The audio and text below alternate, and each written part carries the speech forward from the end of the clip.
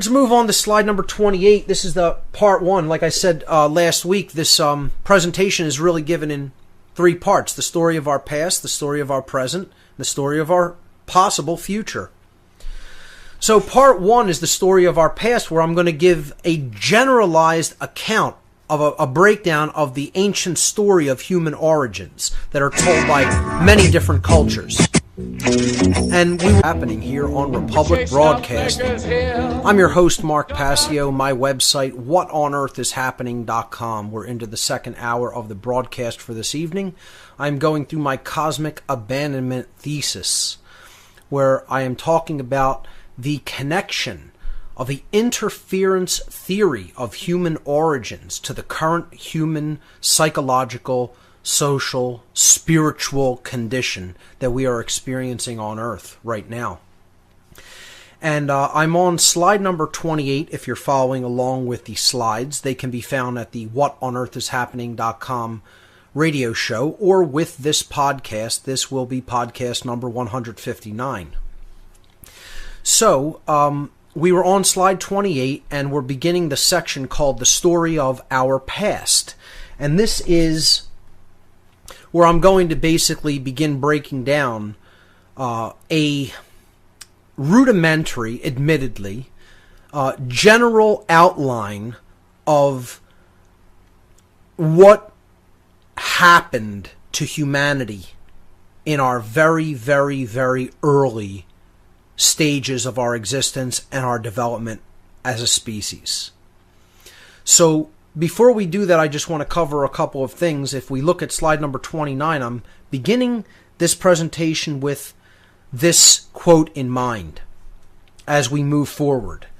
And again, this has everything to do with how people may or may not be open to the reception of this particular kind of information, as weighty and heavy as this information is, as dark and disturbing as it is. This is a gentleman by the name of Travis Walton, and for people who aren't familiar with him, I highly suggest you become familiar with this gentleman and his story. I've met Travis on a couple of different occasions, and he is an absolutely beautiful human being as far as I'm concerned.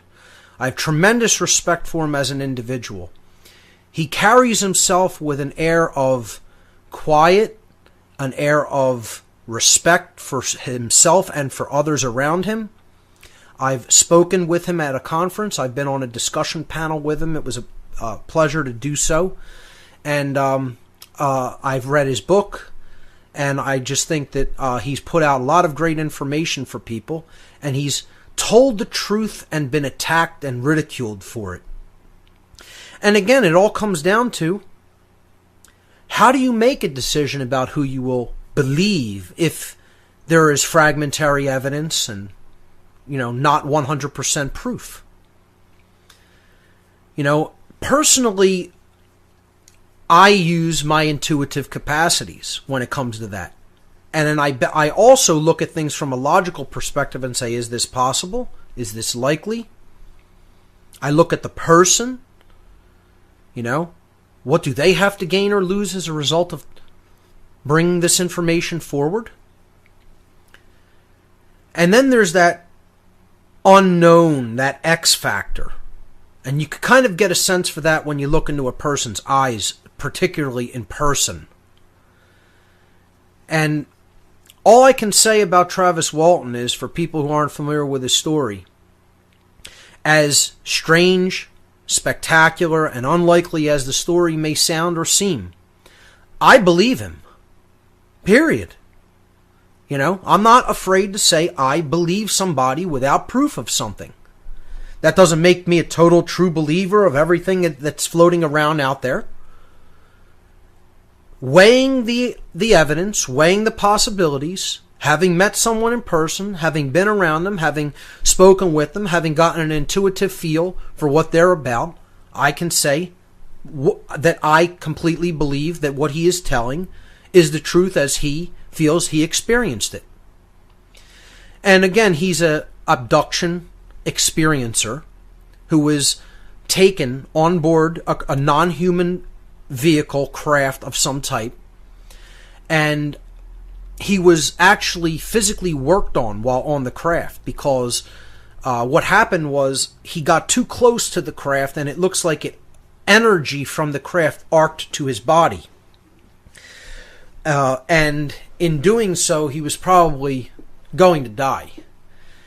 And instead of just allowing him to die, this particular group of beings decided to take him on board their craft and heal him with their methods of healing. For some reason. Maybe because he was here to do something, and it wasn't his time to leave this world or this life. You know? Maybe he still has a lot of work to do and to come forward and speak on, which I feel he's going to continue to do. But in his book, Fire in the Sky, it's a book named the same name as the movie that was made about his experience, which while he was gone, while he was on board this craft, he was actually out of human time for about 5 or 6 days. I think it was 5 days. And people were looking for him, and they blamed his co-workers, because he was a logger in the Pacific Northwest. And they blamed his co-workers for his disappearance, his sudden disappearance. And wanted to bring them up on murder charges because they thought that they killed him and dumped his body someplace. These people might have found themselves in court on murder charges for a crime they didn't commit. And he turned back up a few days later, naked and on a deserted road outside of the town where he lived in Arizona, and just in a completely deplorable mental condition as a result of what he had gone through, this otherworldly experience that he had gone through. So he wrote a book about his experience. I think he wrote a couple of books. I have the one. I think it's his second book that I actually own. And in that one, he talks about the aftermath of the experience, not so much the experience itself. He talks about how, when he came out with telling the experience, how he was received, how people interacted with him, how people treated him. And it's a great breakdown of the psychological dynamic of human beings and how they treat other people who they don't agree with, concur with, understand the story that they're trying to explain of what happened to them, how we just jump to conclusions and then act accordingly, We don't want to really hear all the ins and outs of it and weigh the situation in our mind. We already base it upon our preconceived notions of what is and what is not. And that's what this quote is about, and I feel it's so powerful. It's one of the most important quotes I've put in any of my presentations.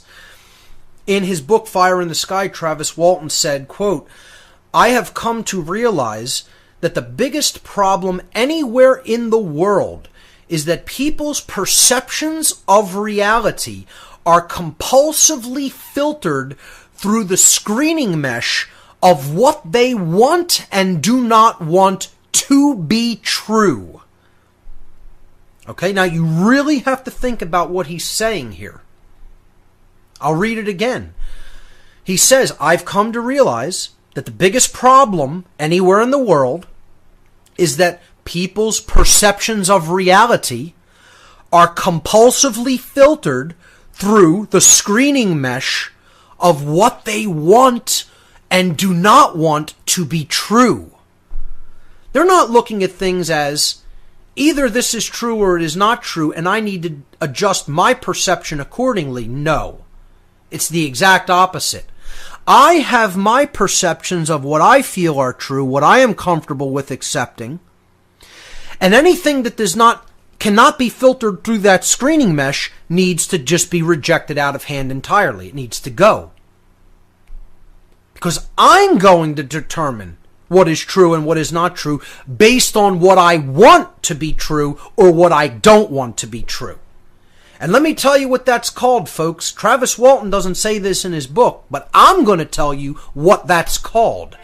That's called claiming to be God when you're in that mindset. I get to make up what's reality. Welcome back, everyone. You're listening to What on Earth is Happening. I'm your host, Mark Passio, continuing with our presentation, Cosmic Abandonment, for this evening. We were on slide number 29. That was the quote by Travis Walton that sets the stage for the whole presentation. Slide number 30, another quote with a very important message by the spiritualist Anthony DeMello.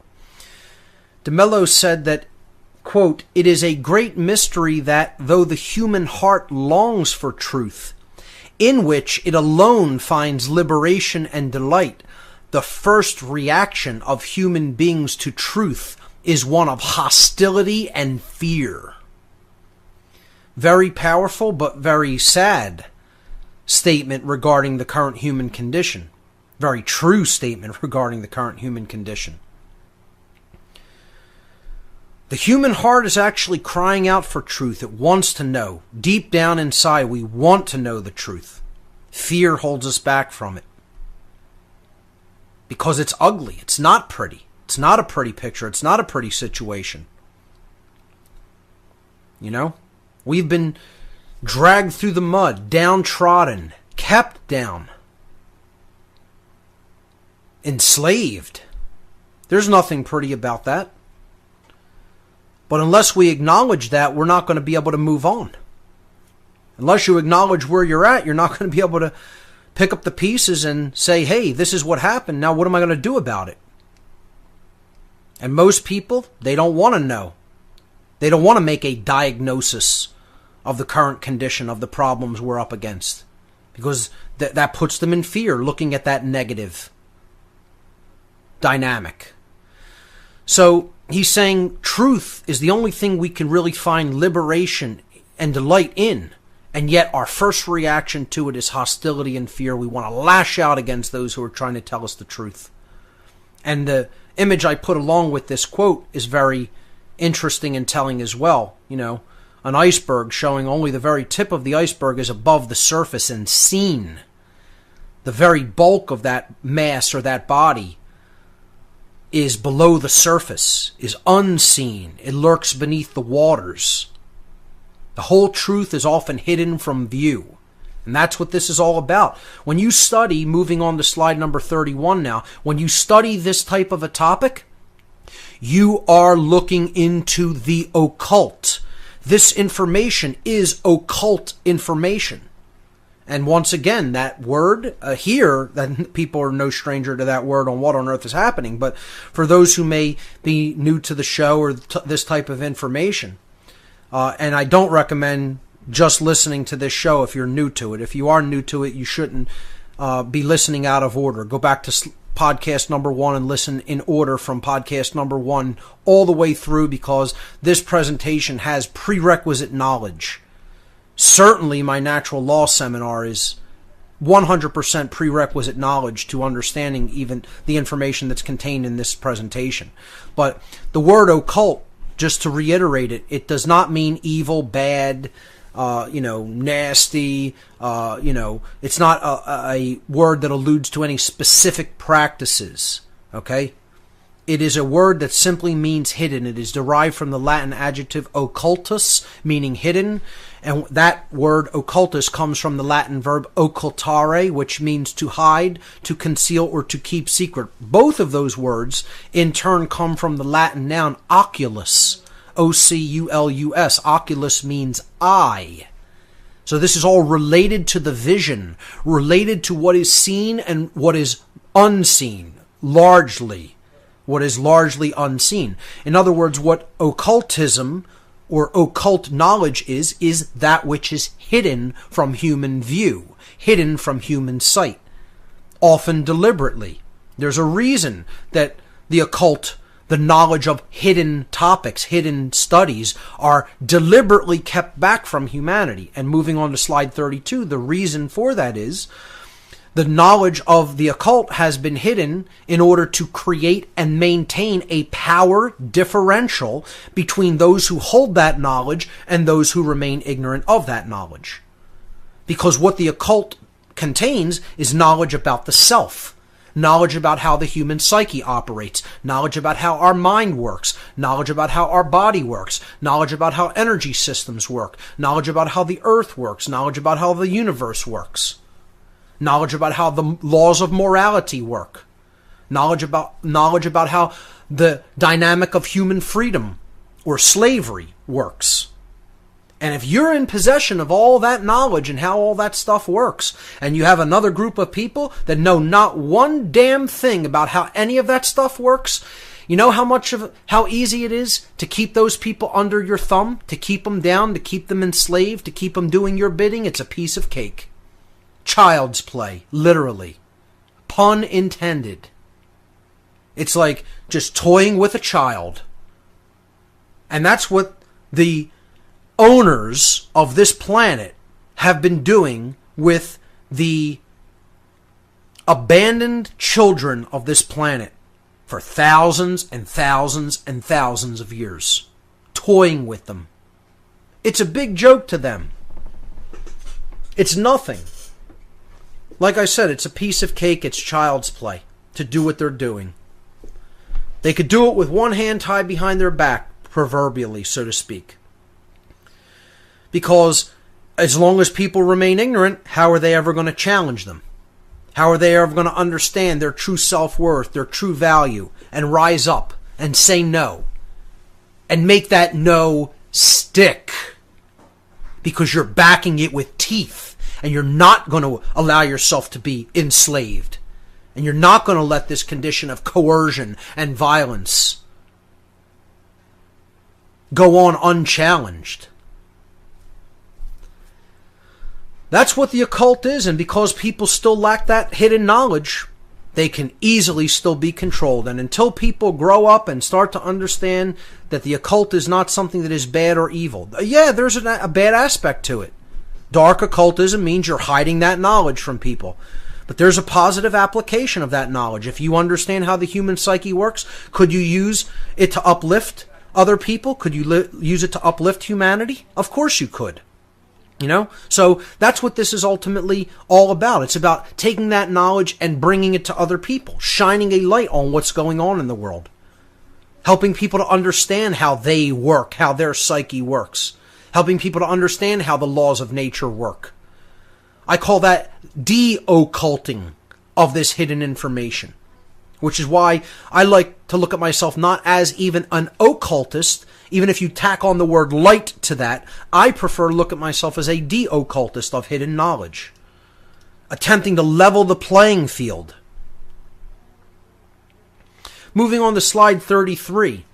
If we look at all the various different traditions and texts that talked about this knowledge of the ancient human past and how we had interactions with non-human entities and how we were created by non-human entities and how they lived among us and gave us our institutional systems of every single kind for control purposes, not to advance us, not to help us to live in harmony with each other, to make it easier for them to control us.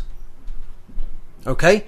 All of these different traditions from every single corner of the globe is essentially telling a similar story, or they're telling a different aspect of the story from a different perspective. You can go into the Babylonian creation epic tales, the Enuma Elish of Babylon. Okay, you could go into the Akkadian text, a sister culture to the Babylonian and Sumerian. The Sumerian cylinder seals, very important information when it comes to human origins. The cuneiform tablets of the Sumerians, etched painstakingly in clay. The biblical texts, the book of Genesis, the book of Enoch, a so-called apocryphal biblical text. We'll pick this up on the other side, folks. Stay with us. Welcome back, everyone. You're listening to What on Earth is Happening. I'm your host, Mark Passio. My website, whatonearthishappening.com. We are going through the cosmic abandonment presentation that I originally gave back in December of 2013. I'm unpacking it in detail. And we were on slide number 33, which shows a conglomeration of different ancient texts that talk about the interactions that ancient human beings had with what these ancient humans referred to as gods. Beings that had to do with our creation and early development, and who set the early institutional systems that became the systems that we still work with today, globally. I would just call them control systems because as I was saying before the last break, they didn't give us these systems to nurture us, protect us, or have us interact with each other wisely and justly. They gave us these systems to keep us out of their hair so that we could be more easily controlled by them. They could use us for their purposes and then do what they needed to do and get out of here with as little hassle as possible. You could look at, I was talking about the different kinds of texts from the Babylonian and Sumerian texts, the Akkadian texts, Assyrian texts. Again, these were like sister cultures to the Sumerian culture, which seemingly, as even modern anthropologists will tell us, seem to have come out of nowhere, almost fully formed, with a writing system, a system of, aqueducts and plumbing and water transfer and building techniques, writing methods, seemingly fully formed. Well, if that's the first culture, where did all that come from? And, you see some examples of their clay tablets and cuneiform tablets in this image here. And then some fragmentary biblical texts in the middle of the image. You have creation epics like the Epic of Gilgamesh from the Sumerian culture, the Babylonian culture. You have the biblical texts out of the Middle East, of course, that are a watered-down variation of these ancient stories from the Sumerians, particularly things like the Book of Genesis, the Book of Ezekiel, and others. The apocryphal works, which were left out of the main canon of the Bible, specifically because they contain so much detail about these accounts, like the Book of Enoch. Just like the Nag Hammadi texts, the Gnostic Gospels, as they are called, are left out of the canon when the biblical canon was formed during things like the Council of Nicaea and afterward, because they wanted to set a specific set of constraints in belief that they could control and steer, and they don't want anybody thinking outside of that paradigm or outside of that box. So, of course, detailed information about human origins or how humanity interacted with the quote-unquote gods, that has to go. All mention of reincarnation has to go. All mention of the kingdom of heaven being an internal state within you, a form of consciousness, that is how we become, quote, Christed or, quote, anointed. That has to go. It all has to be about externalization of power, looking for a form of medium interaction, looking for a form of, putting a priest as an intercessor between you and the divine force. That's what religion had to be all about. Otherwise, how can you control people?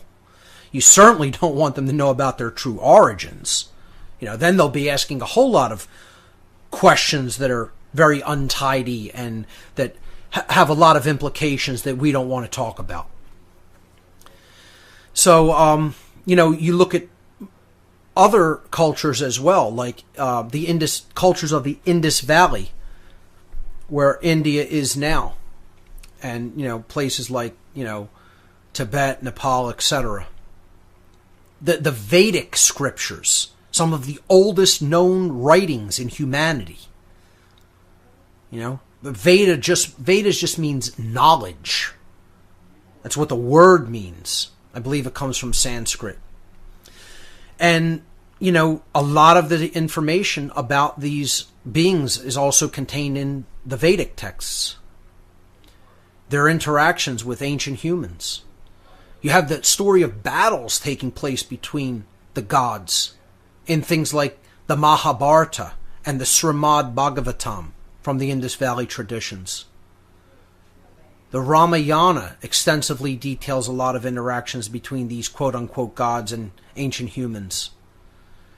Other cultures as well, like, the Mesoamerican cultures, the Maya Popol Vuh, talked about that's the Maya creation epic that talks about gods creating humanity for their own purposes and how they tried to get them to venerate and revere them. to venerate and revere them. You have all of the ancient Norse legends and myths, the ancient poetry of the Norse people called the Eddas, epic poems about the interactions of the gods and human beings, the Greek traditions, talking about the old gods, the Titans, then the newer gods, the Olympians.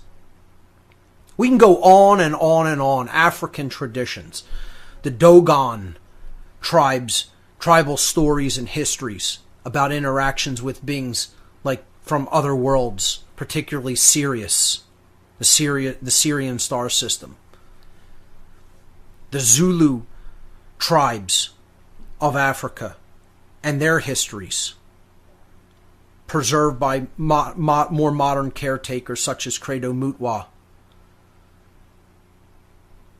a shaman of his Zulu tradition. Interactions with beings from other star systems as well, who they called the Chitauri,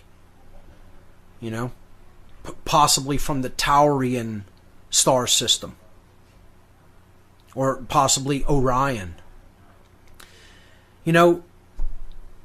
It's all there if we take it at face value and say, were these people going through the enormity of difficulty that it would be to try to preserve in writing the knowledge that they possessed and had witnessed? Or are they just trying to write fanciful fictional stories that they want to tell their children at bedtime? To me, that doesn't make any sense whatsoever. An ancient people who had to go through such trouble to maintain and preserve text. They didn't have printing presses. They had papyrus and reeds and primitive inks and clay tablets that they etched painstakingly and tiny cylinder steels that they carved into painstakingly in detail in reverse and then rolled them into clay and waited for them to harden. Now, to go through all of that just for some imaginative story that you want to tell your children or tell your tribe to entertain them, I personally don't think so. I mean, to me, that's not applying Occam's razor as far as I'm concerned. If we're going to talk about what explanation seems the simplest and probably makes the most sense, I think they were telling people about events that they had witnessed and undergone, and that were a rich part of their culture and their tradition and their way of life. And they wanted to painstakingly preserve that for future generations so that they can understand what had happened and understand why the human species was in the current condition that it was in. So maybe they could do something about it once they had that knowledge. That's what I think that these ancient peoples were trying to do, personally. So let's begin getting into the general outline of this story. And once again, I'm not going to unpack this in great detail until after I tell this whole story or thesis. That's what the purpose of this presentation was, to let me give an outline.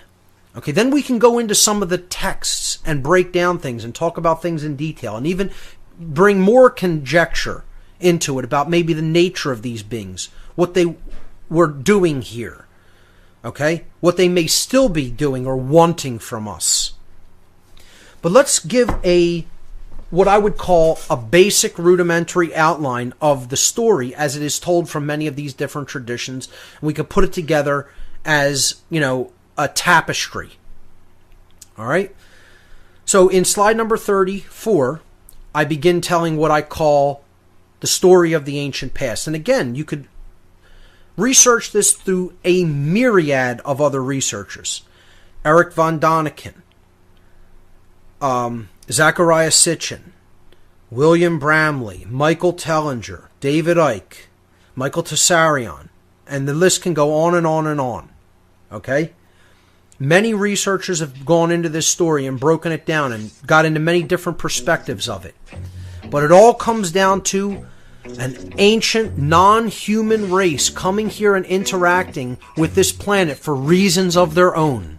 And we'll begin telling that tale on the other side of this break. Ladies and gentlemen, you're listening to What on Earth is Happening. Before I continue with our presentation, Cosmic Abandonment, I want to give people the call-in number to join us, because in the next segment I will start taking your calls, questions, concerns, anything you want to bring up or talk about. No taboo topics ever here on this show.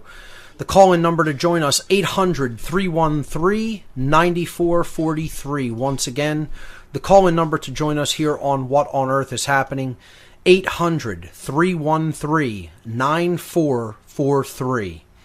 So hopefully there'll be plenty of people in queue, and as always, I think we have great callers here. I always say that on What on Earth is Happening has the best callers in talk radio, and it's always a pleasure to hear from people, and the insights that they bring to the table and the questions that they ask are usually very on point. Okay, so let's continue with the presentation for this segment. We were talking about the general story of what happened to humanity in the ancient past, is that beings that were non-human, that were not from Earth, okay, that have been described in a myriad of different ways.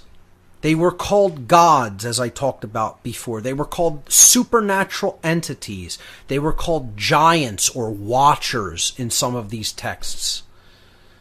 They were called, in the Sumerian texts, which are some of the oldest texts that talk about this information and the most detailed, they were called the Anunnaki, Anunnaki. Okay? And that term in Sumerian actually means those who came to the earth from the heavens. Those who came to the earth from the sky, from the heavens. And really, actually, I shouldn't even say sky. That's wrong, because they had a different word for sky, which meant the sky, the atmospheric sky above the ground, and the heavens, which meant cosmic sky. Okay, that's what they were talking about here when they talked about, those who came to the earth from the heavens. The sky beyond the sky, in other words. Space. Literally, they meant interstellar space. The word that they used when it in this word, Anunnaki, when it meant those who came to the earth from the heavens, meant what they were really saying is those who came to the earth from interstellar space, if we are very accurate about the language. Okay? So now, first of all, if they're talking about beings that arrived on Earth from interstellar space in the distant past, they actually made a word to mean that concept. It's like if we were to say extraterrestrial beings from interstellar space. If we were to say astronauts from elsewhere. Okay? They had a word for that in their language, and the word for it was Anunnaki. Okay?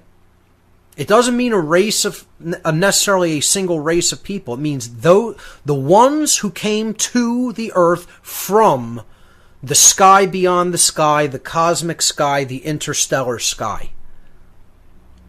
That's literally what that term means in the Sumerian language. So the Sumerians tell in their ancient scriptures that there was a mission that these beings were on. They didn't come here for no reason. They weren't just exploring. They weren't just out exploring the galaxy or looking for new places to colonize or inhabit or anything like that. They came here on a resource gathering mission. They were here to procure resources from the earth that they required for survival on their planet. And there's a lot of differences and debates. Different researchers have talked about what they may have been here for. There's a general consensus, and the theory most put out there is by the researcher Zecharia Sitchin, who talks about that they were here for gold. That gold is a very sought after resource throughout the galaxy because of its properties, and its properties that still remain largely unknown to humanity. I talk about later in this very presentation, there's no actual intrinsic value in gold. People talk about it as having intrinsic value. Well, that's a perceived value. Intrinsic doesn't mean perceived value. Okay? Intrinsic means what can you actually do with it in nature, in reality. And we'll get to this later, but it's kind of important even bringing up this now because, when we think about why they may have come here, maybe they knew that gold had some properties that we don't know about still to this day. Why is it so highly prized? Why was it sought after by them? The theory is that, somehow its reflective nature was used to repair their atmosphere or to block sunlight, to reflect sunlight out into space from their sun because their protective layer of ozone or other gases in the high atmosphere were failing or were growing thin.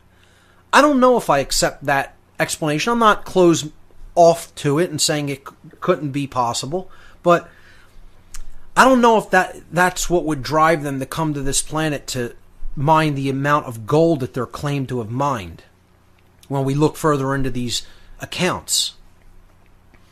So they had a mission to secure resources, and many researchers say that it was gold. And I'll just say in this outline that it was for purposes that are not fully understood by us in the modern day. Again, I don't want to make a lot of these points things to argue about or to nitpick about. We can talk about the possibilities another time. We're trying to paint a general picture, an overarching, generalized picture here at the beginning to form a tapestry. And we could follow the points, the finer points of the tapestry after. All right? Let's put the pieces together first. The fragmentary pieces of this puzzle. So this mission for resources was led by, in these accounts, as it is told, two brothers.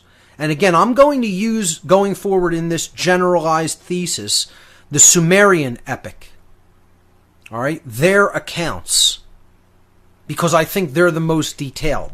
And so these names aren't that important. You could look at their names in the Mesoamerican tradition. The creator twins, Hunahpu and Xbalanque. All right? If I'm hopefully pronouncing those right. But these were their names in the Mesoamerican or Mayan traditions. The names aren't as critical to have to focus on.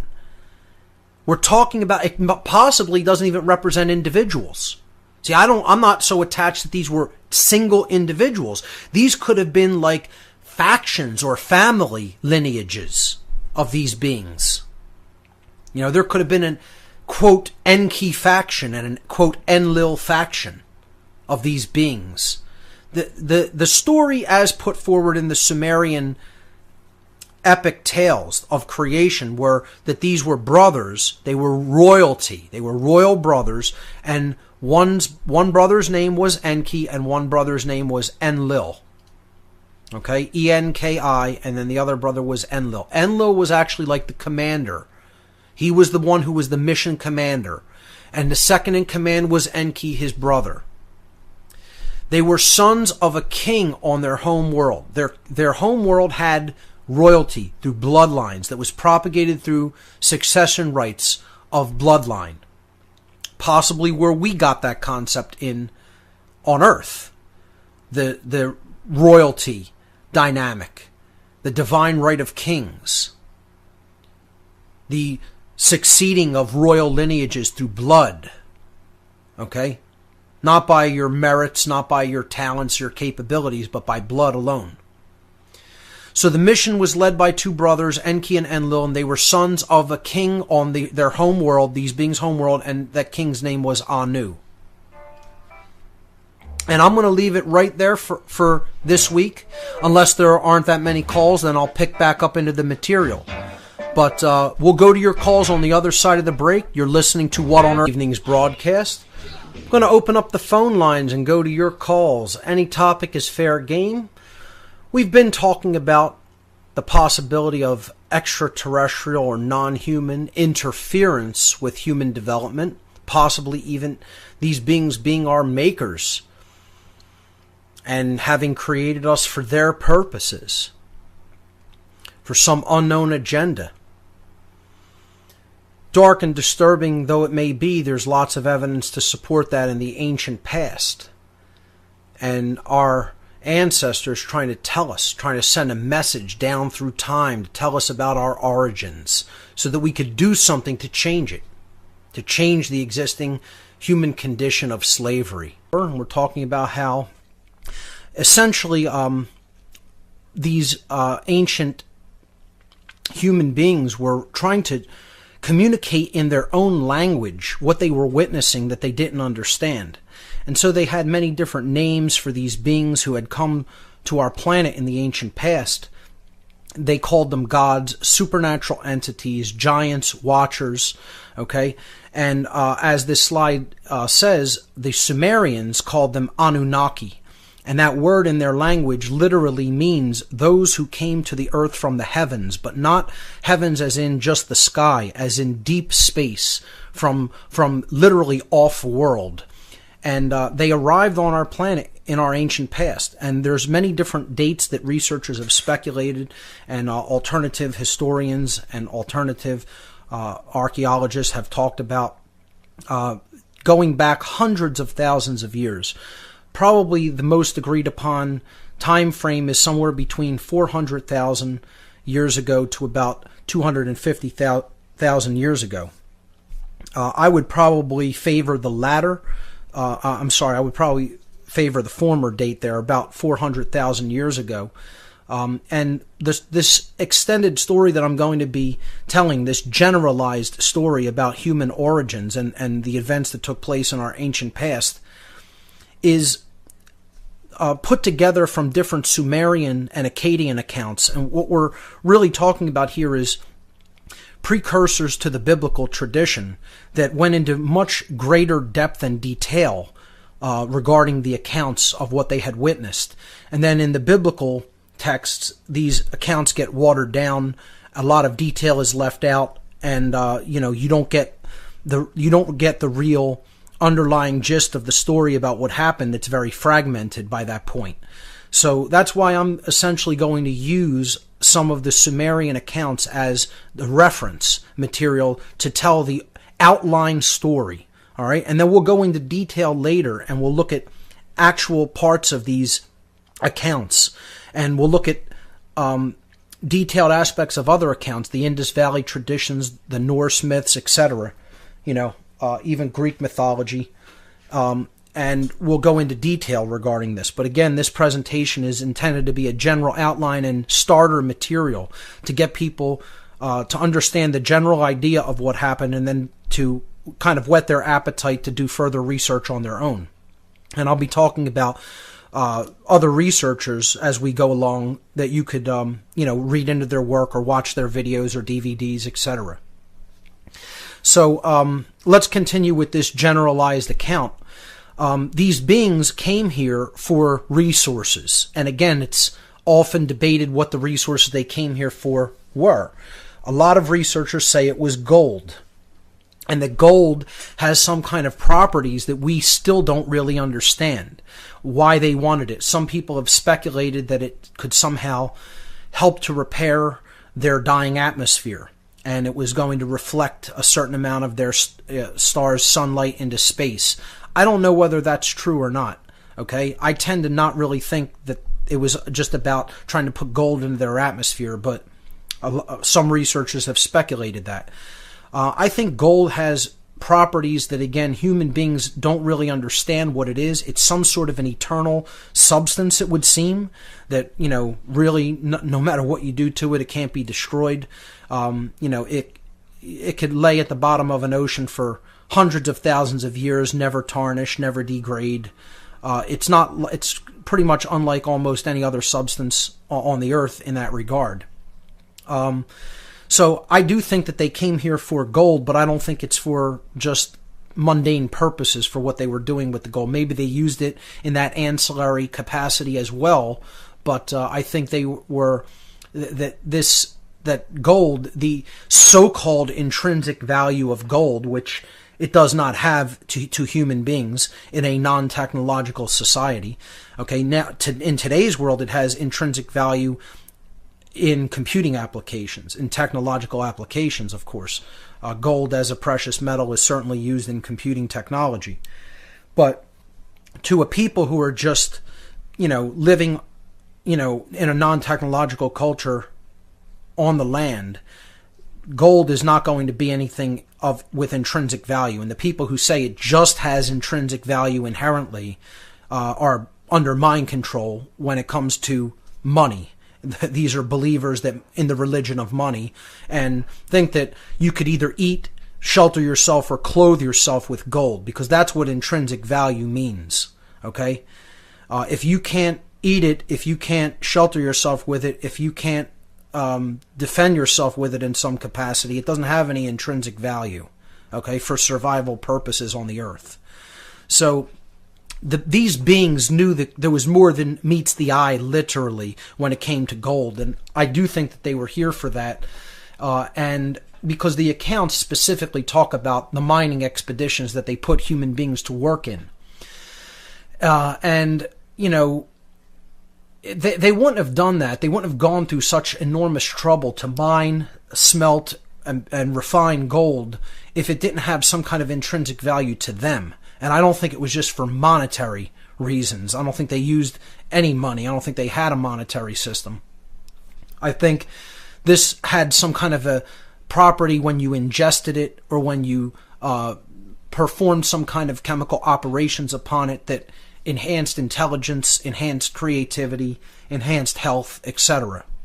And we can get into all of that. We could talk about monoatomic gold, etc. We could talk about the usage of the pharaohs in Egypt regarding gold, specifically monoatomic powder gold.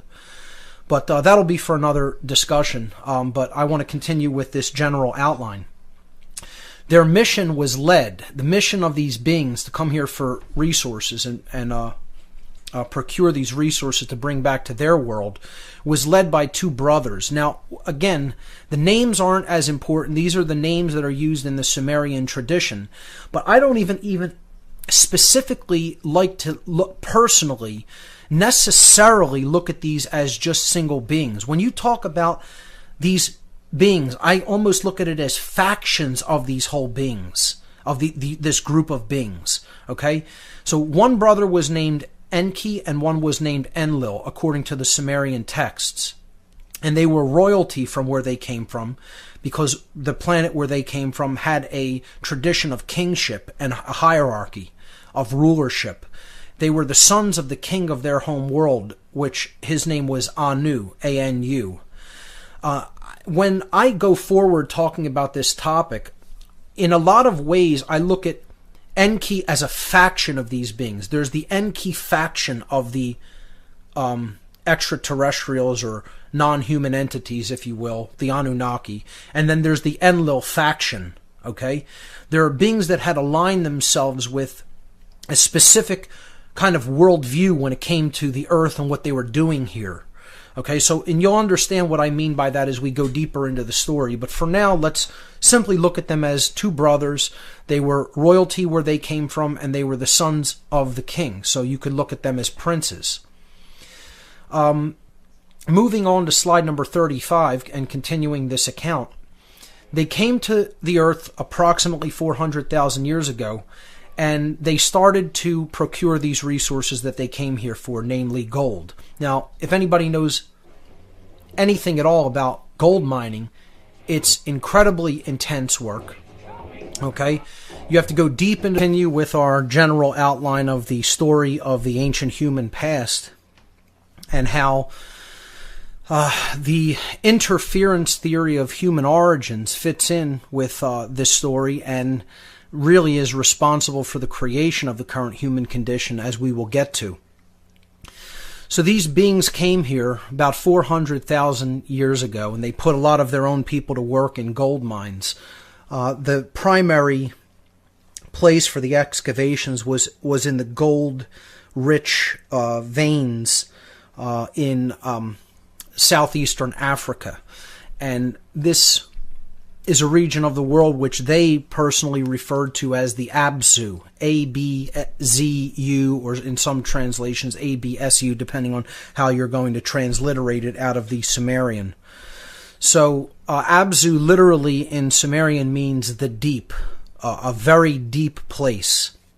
And that would certainly describe mines. Okay, and people want to insist that this meant spiritual deep, or the realm of the subconscious, or some kind of abyss or dark deep black place. And you could debate about the intricacies of how that word is going to be translated in its context, but if you actually read the accounts and the story of what happened, I think it's pretty obvious that the Absu meant mines, literally the bowels of the earth, underneath the ground, literally. Okay? So that's the way that I'm going to translate it and talk about it as we move forward. And again, we can get into specifics on this later. But after realizing that, after coming here on this mission, that they did not have enough manual laborers to do this work. All right? If you traveled somehow in interstellar distances, even if it's not interstellar, even if it's from another area outside of the planetary system, maybe even in the same solar system in a extended orbit, as many people will speculate that their planet was. If you're coming here and you're traveling in craft, or even if you're using some kind of very highly advanced technology regarding, space, to essentially travel from one planetary system to another, you're going to have to take a lot of resources with you. You're going to have to take a lot of people with you if you're going to conduct a mining expedition. It's no small task. You're going to have to set up workshops, bases on the planet where you're going. Okay, you might even want to do the smelting and refining where you're at instead of bringing the raw material with you. So essentially, they didn't have enough people, and they recognized that it was going to be very difficult to bring the amount of people that they needed to this planet to do what they wanted to do. So the leaders ultimately came up with a plan, and again, we have to understand a little bit about the dynamic of their leadership, so-called. Enlil is the chief leader. He was the mission commander, you could say. And Enki is his second in command. Okay, you could say that's his primary commander on this mission. Even though Enki is really kind of like the older brother of the two. All right? And they're half-brothers, as is put forward in the story. And how it works is there's specific succession rights to the throne that has to do with how the father essentially married, and it has to do with maternal lines. Okay, so essentially Enlil is going to inherit the throne when Anu passes. Okay, so he's really in position for leadership, and Enki is really, kind of like what you might call the wiser of the two brothers. He's the one who, most people would go to for leadership, counseling, advice, etc. And Enlil really kind of always sort of resented him for that and didn't really want to trust in his judgment, wanted to kind of do things his own way, and to prove kind of that he's in the better position for leadership, because when he does go back to his home planet, especially if this away mission, you could call it, is successful and it provides what his people need, he's going to go and assume the role of leadership where they come from. So that having been said, the older of these two half-brothers, Enki, comes up with a plan.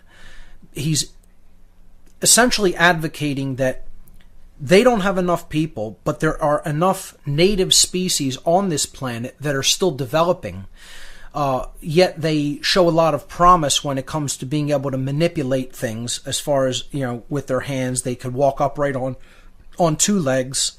So they're a bipedal species, and we would refer to these beings as hominoids, okay? Beings that were ape-like in their appearance and were essentially bipedal and probably covered with fur and, living in the wild, living in harmony with nature, with natural systems, and essentially on their own evolutionary progression, okay, their own course of evolutionary progression. And Enki recognizes this, and he says, well, these beings that are here have the ability to manipulate objects. They, have hands, okay? They walk upright on two legs. They're not as intelligent as we would need them to be to do the manual labor that we need done, but we could essentially modify them. We are master geneticists. We've come to the level of technological development that we understand how to do gene splicing and recombinations. And we can make chimera species. We could splice DNA from one being into another and, come up with different characteristics of our choosing. And, you might say that these beings were at a level more advanced than the technology that we're even at today, certainly. Okay? So his plan was, we're going to make a hybrid species. All right, we're going to genetically modify this existing hominid species that is indigenous to this planet where they had come, which is Earth. And we're going to use the modified species that we create to do the work that we need done. We're going to put them to work in the mines as kind of like chattel, okay? Like we would use cattle or mules or horses, here as humans do today to do different types of laborious tasks for them. Okay, a beast of burden, you might call it, right?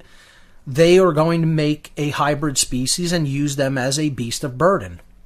Okay, so first of all, just even looking at this on its face, it's immoral, obviously. I mean, for anybody who, just looks at this from a perspective of they don't care about the natural evolutionary development of these species. They don't care about their freedom. They don't care about what course nature has intended for them. No, we're just going to do what we want and, modify them to suit our purposes. So right off the bat, it's immoral. And, you hear a lot of apologists for this Enki faction of beings or this being Enki because of how he viewed his creation. And right off the bat, I just want to say I don't see any good or side to these beings at all. Okay, everything they did was immoral on its face. Okay, there is no good guy when it comes to this. What? Just because Enki later looked at the humans that he had made, the pathetic creatures that he had created, that were a slave species to his people, and looked at them with pity and thought that they were so horrible that maybe he could start to teach them and bring them up out of their total ignorance and barbarity, that somehow that makes him the good guy for taking pity on us like that when he was the one responsible for putting us into that condition to begin with. That doesn't make him good. And you could say, okay, people change and they can repent of their old ways and the deed was already done. So I can understand that aspect of it, but, don't paint him as, holier than thou, as some people do.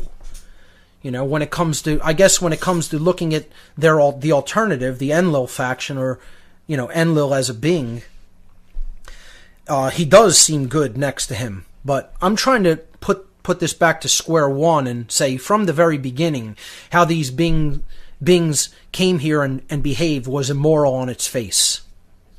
And it shouldn't be looked at it as in any other way, really, for people who understand natural law. So I'm going to summarize the essential plan that he laid out in the next slide. Passio, my website, whatonearthishappening.com.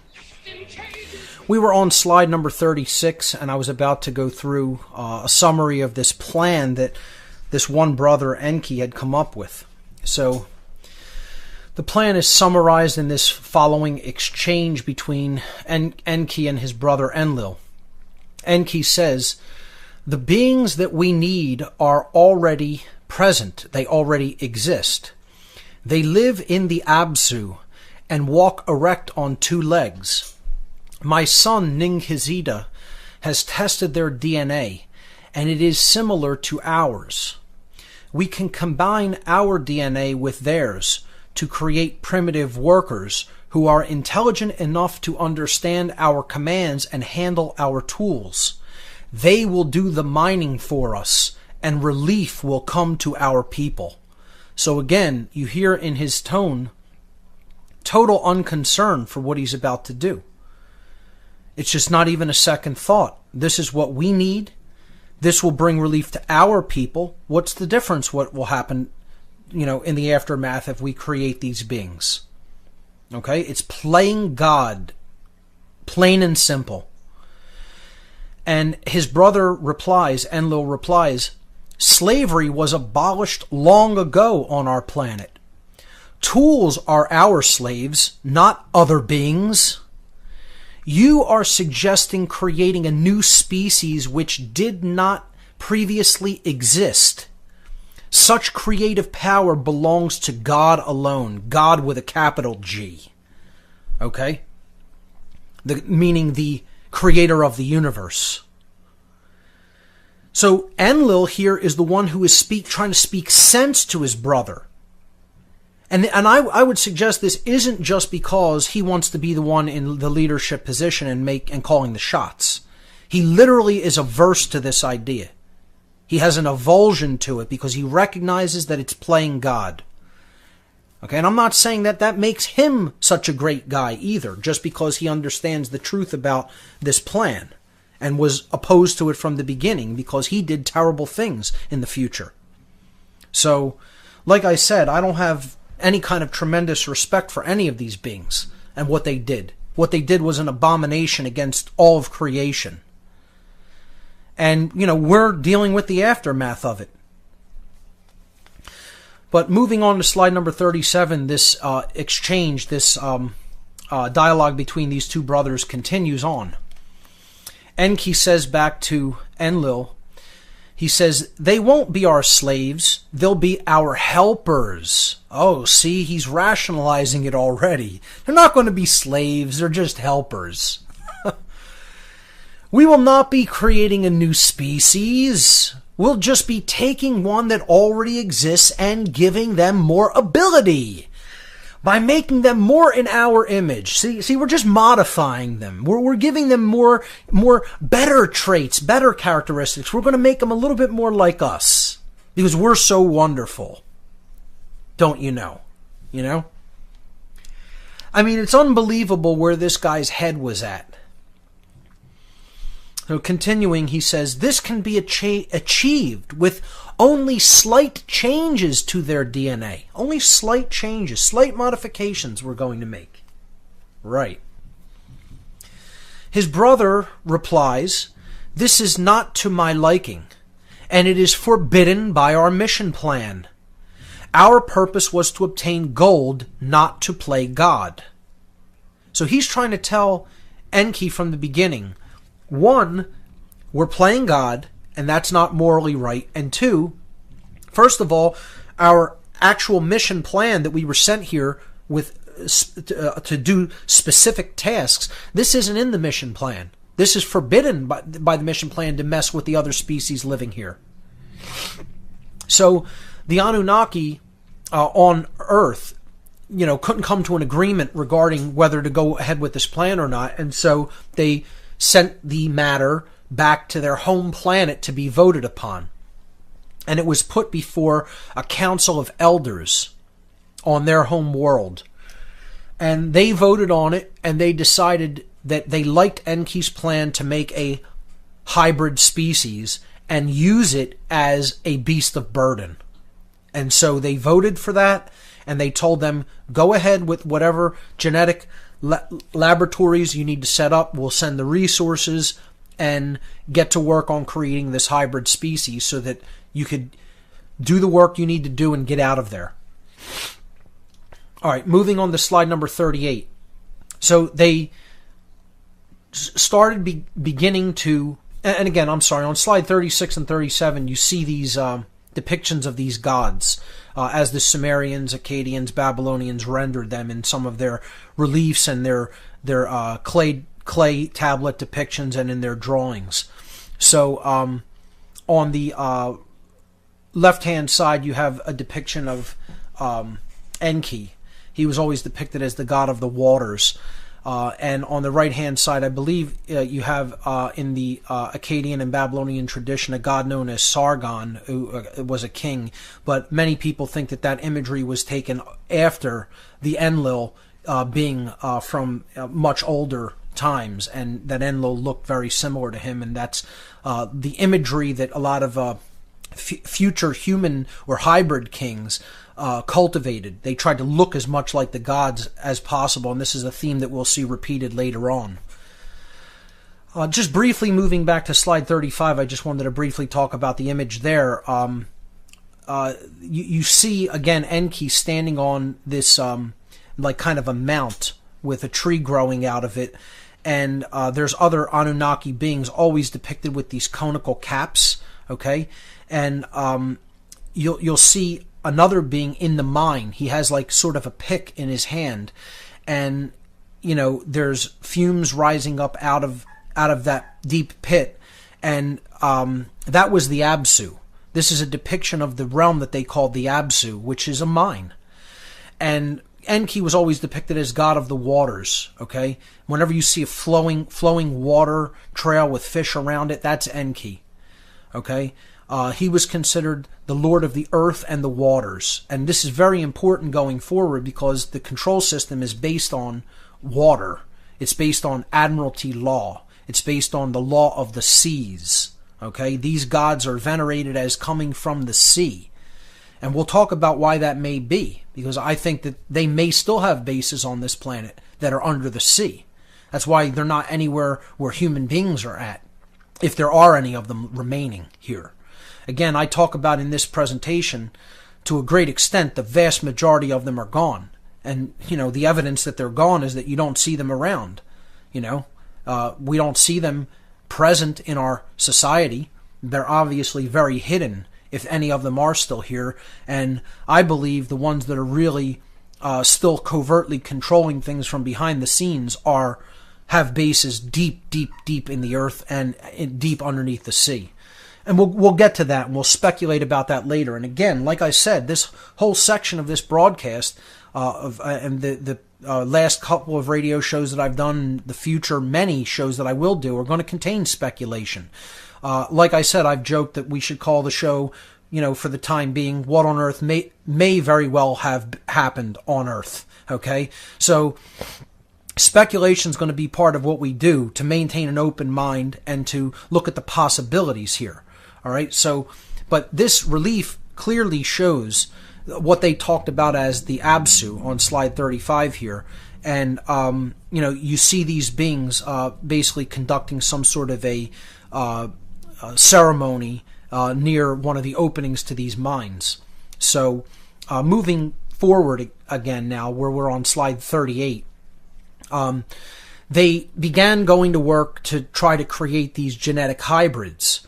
These a chimera species, if you will, a crossbreed between themselves and the indigenous hominid creatures that were already living here on the earth, and certainly living in on the continent of Africa and in the ancient Middle Eastern region, probably living all over the planet. But again, certainly there were concentrations of them in southern Africa.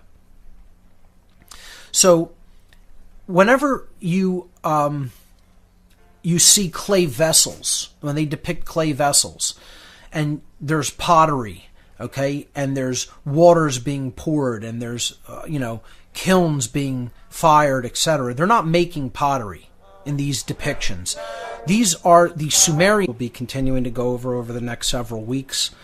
It's all about the connection between interference theory of human origins, as I call it, to the current human condition. And we were on slide number 38. These slides can be found with the podcast. This will be podcast number 160. Or you can find them, if you're listening live, on the whatonearthishappening.com radio show tab. So, on slide 38, I'm essentially talking about how these beings went through many different attempts to hybridize the existing hominid species with their own genetic material. And a lot of these attempts resulted in absolute monstrosities and chimera cross-species genetic hybrids that were just absolute, abominations. They were things that should not be. And these beings were not as quote-unquote advanced as some people might like to think or give them credit as being. One, advanced beings would not do something like this to begin with. Truly advanced beings in consciousness. This is the result of what happens when a species becomes technologically advanced, develops technological prowess, and has a lot of intellect, but is divorced from the sacred feminine, intuitive, creative, compassionate aspect of their themselves, and therefore essentially is constantly existing in that modality of service to self. And that clearly in their discussions, that's all that they were concerned about, many of them. Okay? Not all, okay, but many of them. Kind of like we are today, because as they say, the apple doesn't fall far from the tree. So, continuing with this generalized account, after many failed attempts, the Anunnaki successfully created a hybrid species by fertilizing the ovum of an Earth female with the sperm from an Anunnaki male and inserting the fertilized egg into the womb of one of the Anunnaki females. So this was literally an example of artificial insemination, okay? Using the egg of a female and the sperm of one of the Anunnaki males. So when they put this into the womb of a female Anunnaki, there was a live birth. It was a male hybrid, and they called this being Adamu. A-D-A-M-U, Adamu. And again, you'll see the biblical similarity to the word Adam, okay, the first man. But what Adamu meant in the Sumerian language, the beings that were recounting these histories, is one who is like the earth's clay or the earth's ground, the earth's, one who is like the earth, literally, the earth's substance. So it's a child of the earth, in other words. All right? That's what Adamu meant.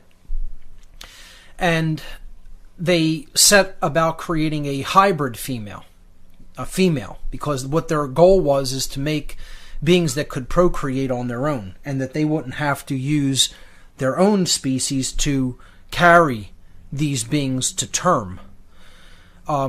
So they created a female hybrid so that their new workers, and again, this worker species was known as the whole species. Their name for it was Lulu, L-U-L-U, and in the Sumerian language that means primitive worker. People will say, where did the Sumerian culture come from? Seems like it's the first culture, first written language, etc.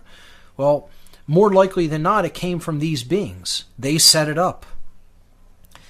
And the human beings that inherited it from them. That's why it's a fully formed culture appearing seemingly out of nowhere on the face of the earth.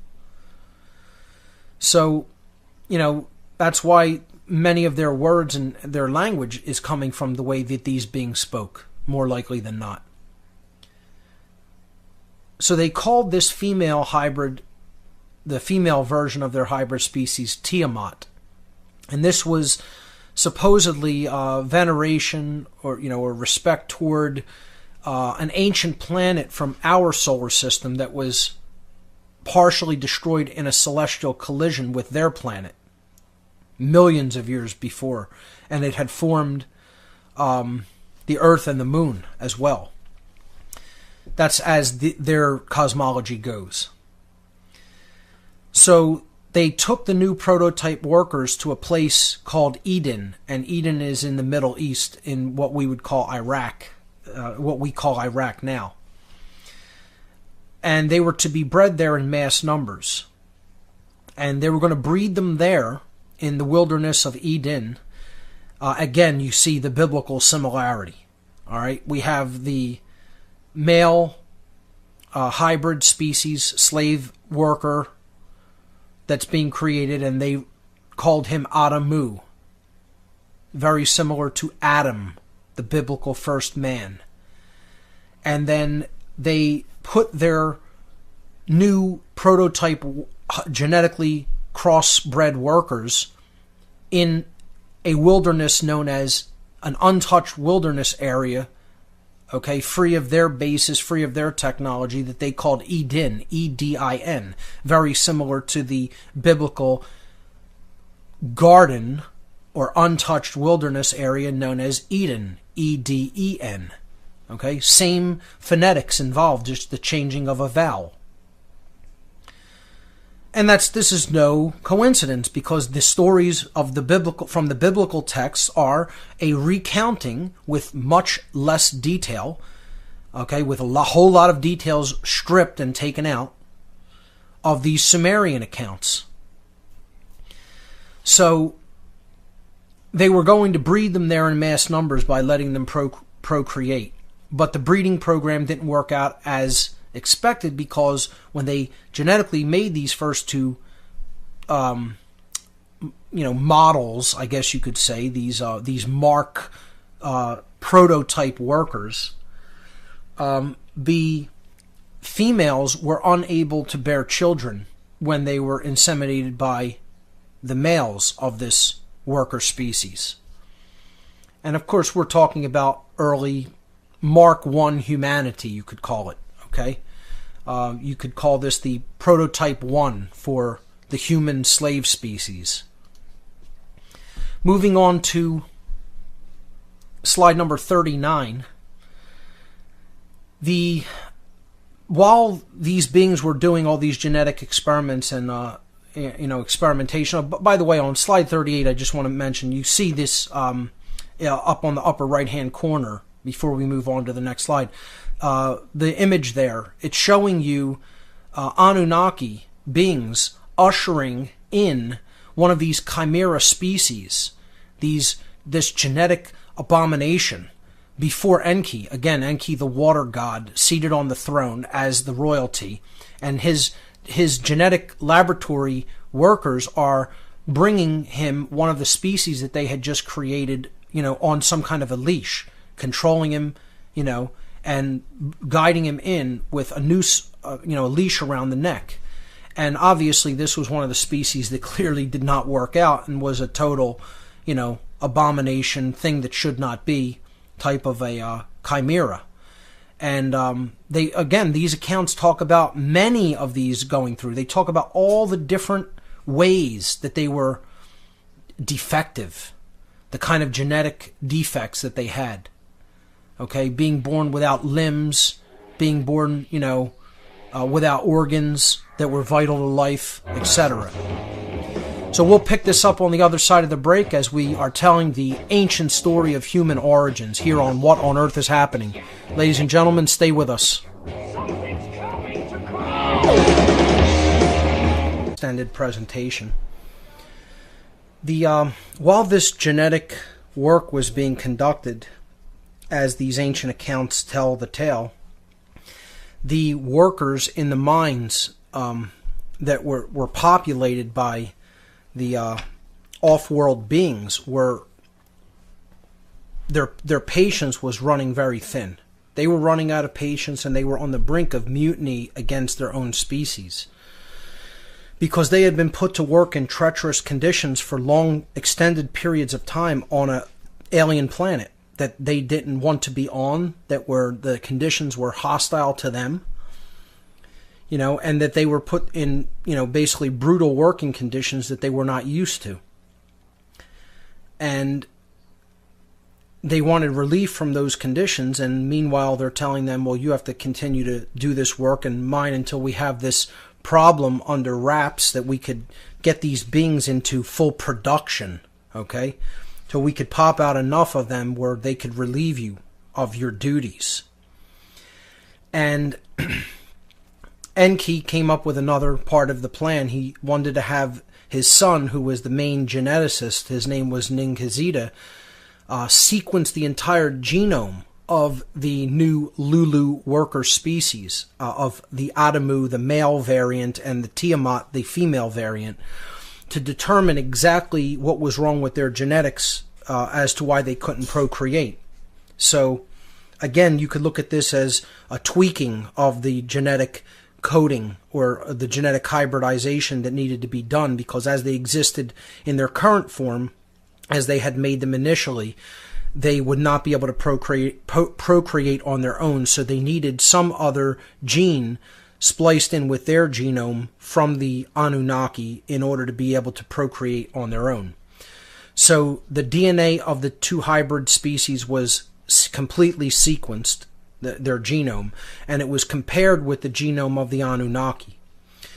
They discovered that the hybrids had 22 pairs, a total of 22 pairs of chromosomes, but they lacked 2 chromosomes necessary to be able to procreate on their own. So what they did is they took a pair of chromosomes from themselves, one pair of chromosomes from the Anunnaki, and spliced it into the chromosome from Adamu and Tiamat, the Lulu worker species, the Mark I human species. And that created a total of 1 new pair of chromosomes for a total of 23 pairs. And we'll see that there is evidence for this splicing in the actual human genome. If we look at the human chromosomes, we can see where the splicing took place. And we'll look at that later. Moving on to slide number 40. This genetic manipulation is also described in the biblical accounts. It's described in the following Sumerian account. Ninghazida caused a deep sleep to descend upon Enki, Ninmah, Adamu, and Tiamat. Ninmah is another geneticist of these beings that is stepping into the actual experiment and going to provide DNA. He extracted DNA, and again, this is referring to Ninghazida, the male master geneticist of these beings. He extracted DNA from the rib of Enki and inserted it into the rib of Adamu. He then extracted DNA from the rib of Ninmah and inserted it into the rib of Tiamat. Now, again, there's crossover with biblical tale, the biblical tale of Eve coming from the rib of Adam. People have speculated that perhaps they used the marrow from the rib for a genetic sample, maybe because of certain types of cells that are more undifferentiated. I'm not really sure. However, literally in these texts, they specifically say that it was extracted from the rib. So maybe that's where the biblical accounts came from. Maybe it was just convenient for them to take an extraction from the rib as opposed to any other part of the body or any organ. So he then awakened the 4 of them, of these beings, Enki, Ninmah, Adamu, and Tiamat, and said to Enki, 2 chromosomes have been added to their DNA. They are now capable of procreating on their own. So a pair of chromosomes was added for a total of 23 pairs, which we have now. And from that point on, they were capable of reproducing without, having to have any artificial insemination done on the part of the Anunnaki. The new hybrids were returned to the orchards of the Eden, where they became aware of their nakedness and their ability to procreate. Now, once again, this is the story of Adam and Eve in the garden, where they become aware that they don't have clothes, which is really, nakedness is is an allegory. It's about that they are inadequate in comparison to the Anunnaki. They don't have their abilities. They don't have their knowledge. They don't have their understanding, okay? And their ability to procreate, okay? And again, this could be about the knowledge of genetics, okay? Maybe the forbidden fruit is not just, some people have suggested it's knowledge of sexual procreation. Maybe that's not what he was forbidding them to understand, the God of the Eden, okay? Again, this isn't the God of creation that's being talked about in the Old Testament books. And once again, you could just see that right off the bat in the name. The name is Elohim, given in the biblical text, referring to quote-unquote God. Well, Elohim isn't even a singular word.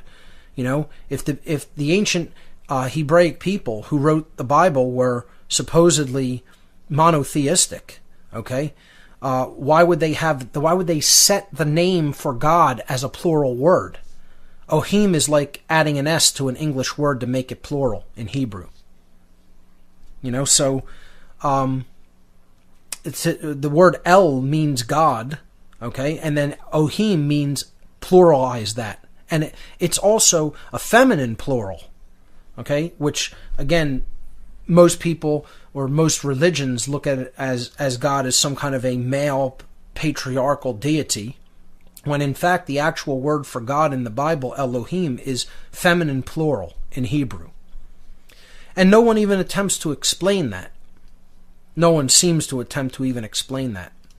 Because they weren't talking about the God of creation. When they're talking about Elohim, they're talking about the gods, literally. These beings that were referred to as gods or supernatural beings or giants.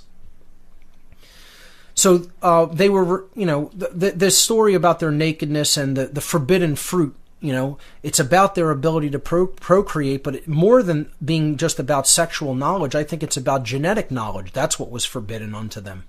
You know, they couldn't understand, they were forbidden from understanding any knowledge about their true origins, how they were created, their creation. So Tiamat made aprons of leaves for them to wear so that they could be distinguished from the other animals. And I guess by other animals, they meant the other hominids that were still walking in that region, is what I expect that to mean.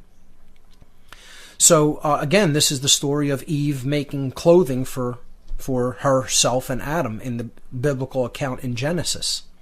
It's told just in more elaborate detail, more specifics in these ancient Sumerian texts. So let's move on to slide number 41 now.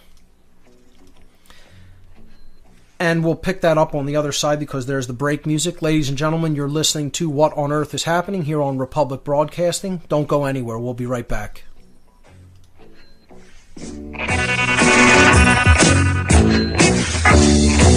Origins of humanity. It's what I call interference theory, because our natural evolutionary progression was interfered with by beings that had no right to do such a thing. And we were talking about how they finally got us to a point where we were able to procreate on our own by splicing in a pair of their chromosomes into our hybridized genome.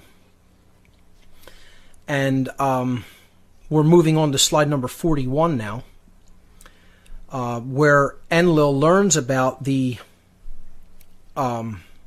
further genetic hybridization of these beings by giving them more of the Anunnaki genes.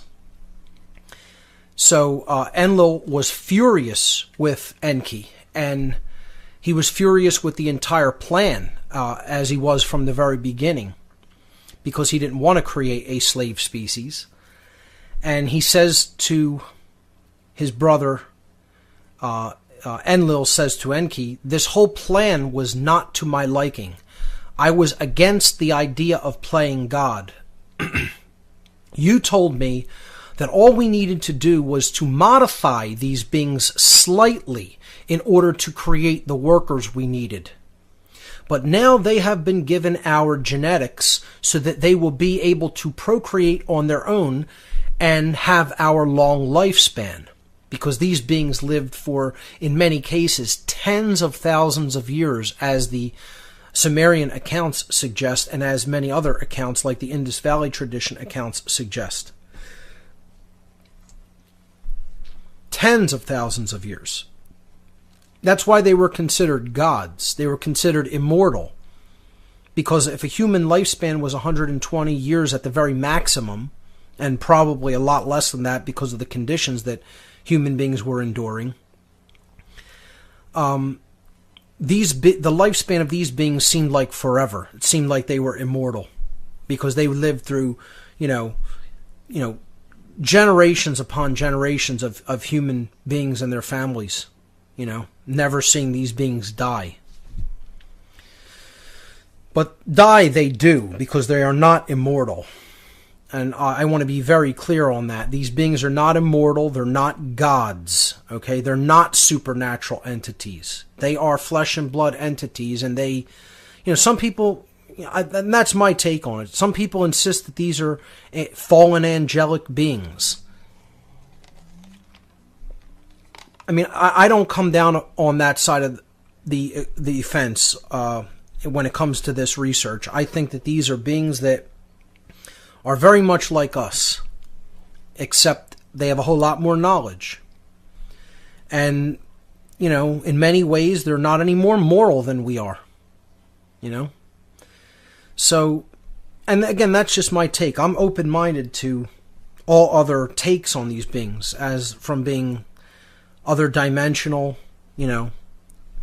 angelic/demonic. I'm not saying I completely rule that out. I'm just saying if I'm pressed and you want me to tell you what I think their nature is, it's mortal.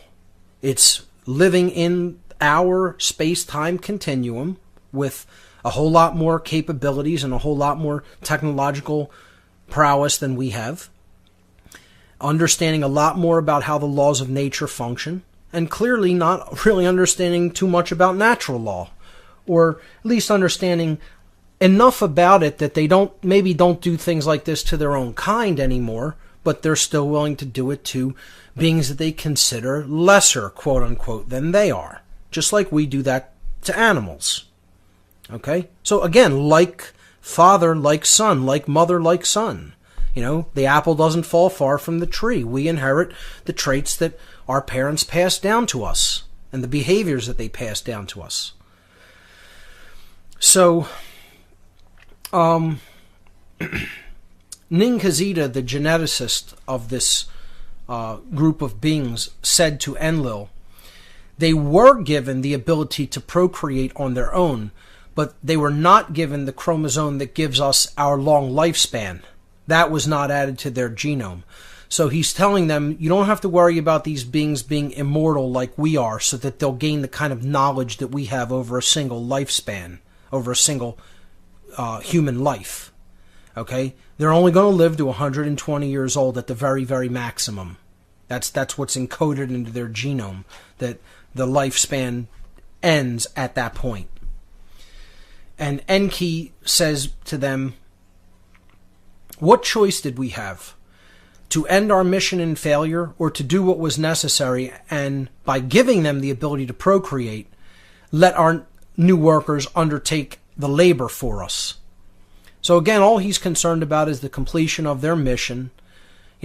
Some people say, they had their back against the wall because their species' survival was in jeopardy, and they needed this for the protection of their planet. They needed the resources here for the protection of their planet. There's a million different excuses made. It's always excuses, though, when people do things like this. That's all it ever is justifications. So Enlil replied to them, well, then let them be expelled from the Eden to the Absu where they are needed. And again, this is in alignment with the biblical expulsion out of Eden. God is expelling these beings out of Eden and basically saying, now you go and do your hard labor in the mines of Absu. Okay? And again, it's not just about disobeying the just God and therefore being put out of, a paradise into a hell. They were literally taking them out of a place that was paradisical and untouched by technology, by their technology, and as the nature on this planet intended it to be, which was the conditions that they were being reared in, and then they were taken to a horrific environment to labor endlessly, sometimes unto death, for these beings that, had infinitely more knowledge about how the universe worked, and who came here simply to put these beings through, long periods of work as beasts of burden, literally. So there's two sides to this biblical expulsion from Eden. You could look at it allegorically, you could look at it literally. And I think, there is a literal side to this. And then the allegorical tale of, if you don't live according to natural law, the laws of the actual creator, you will be expelled into a hell world of your own making. But I don't think that's what we're really talking about here. It's a way of interpreting it. So moving on to slide number 42, where and by the way, let's just briefly look at the image on slide 41. Again, you see this kiln or urn of some type with a tree growing out of it. And, I neglected to really look at some of the imagery on the last couple slides. Let's move back to slide 39 and look at the imagery, because it's very important, and it sets up the imagery on slide 41, which I want to talk about. On slide 39, you see a bas-relief of some Anunnaki, gods of the Sumerians, kings of the Sumerians, and they're all pointing to a tree, okay? And the tree is expanded, okay? And there's a winged image or symbol over the tree, all right? And what this depicts is the genetics laboratory. It depicts the geneticists working with the life essence. They called it life essence, and they meant DNA. They were basically sequencing the genome, expanding the DNA, the base pairs. And that's what you're seeing here. The ladder of DNA, or the spiral of DNA, is the tree. That's their imagery for it. Okay, we look at it as a double helix spiral. They looked at it as a tree when the base pairs were expanded, okay, or broken apart. And that's what you're seeing in the middle there. Okay, they called it the tree of life. And then the ancient Kabbalistic tradition, from where the ancient Hebraic traditions come out of, they have a tradition regarding the tree of life as a system of correspondences for the self.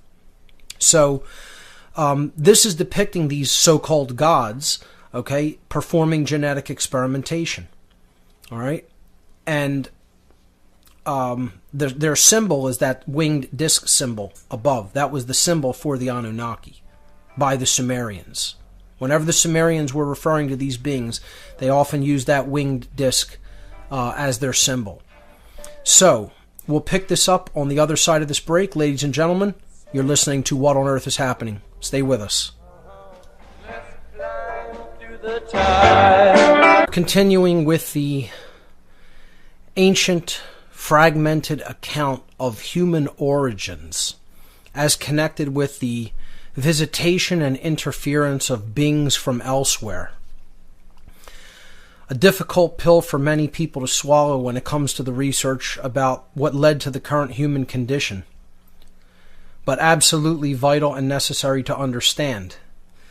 And we're going through this generalized account, and I think what I'm going to do for tonight's show, I know I said I was going to take calls in the third hour. I think I'm going to just keep going with this story and hopefully try to get through it and forego calls for at least this one show, and we could pick up calls on next week's show. I hope people aren't too disappointed about that, but I think that this material is important enough that I want to try to continue to present as much of it as possible, at least for this week. Okay, so let's continue with slide number 44 we were on to. I'm sorry, slide number 42. So after the expulsion from Eden, actually I was preparing to go back to 41 before the break. So 41 shows again this tree, the image on 41. You see Enki seated there on his throne overseeing the operation, and one of his geneticists again is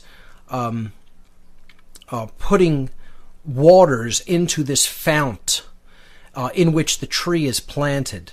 And this represents the vessels that they use to do genetic experimentation, what we might call test tubes today. So the thing he's pouring in there is genetic material. The tree represents DNA. It's the tree of life, hence the codes that make up all of life, and code for different behaviors and characteristics and traits. So now that I've briefly outlined some of the symbolism, you'll see it all over when you look at these beings, when you look at the traditions that talked about these beings and tried to preserve accountings of the histories that they had seen and undergone in these ancient cultures. The tree of life as a genetic symbol is constantly recurrent. So let's move on to slide number 42. This new hybridized species of workers that they had made when they started putting them to work in the mines, in the Absu, proved very difficult to control. They seemed to be too intelligent and wanted to be free. Okay, they didn't like being enslaved. I would suggest most species don't like being enslaved. It seems humanity currently is the exception to that rule. It seems we enjoy our enslavement all too much. But, perhaps covert enslavement is really enjoyed by us. But, overt enslavement we kind of recognize, at least. And this was overt enslavement, as depicted here on this, etching. I believe this is a bas relief that is then has like a rubbing done of it, or maybe just a drawn translation of that. But essentially, this bas relief or stele here is depicting the Anunnaki and their new slave species and how they were controlling them and putting them to work in the mines. You could see that they're clothed, they're larger than other beings, they have human beings on leashes, they're stepping on a human being who isn't complying, and the other beings, the human beings are naked. The other human beings naked are being ushered into one of the entrances of the Absu, or the mines. Okay, it was all there. It's all depicted. And people will still deny this was going on. And these weren't just kings of their people who were putting their own people into the mines.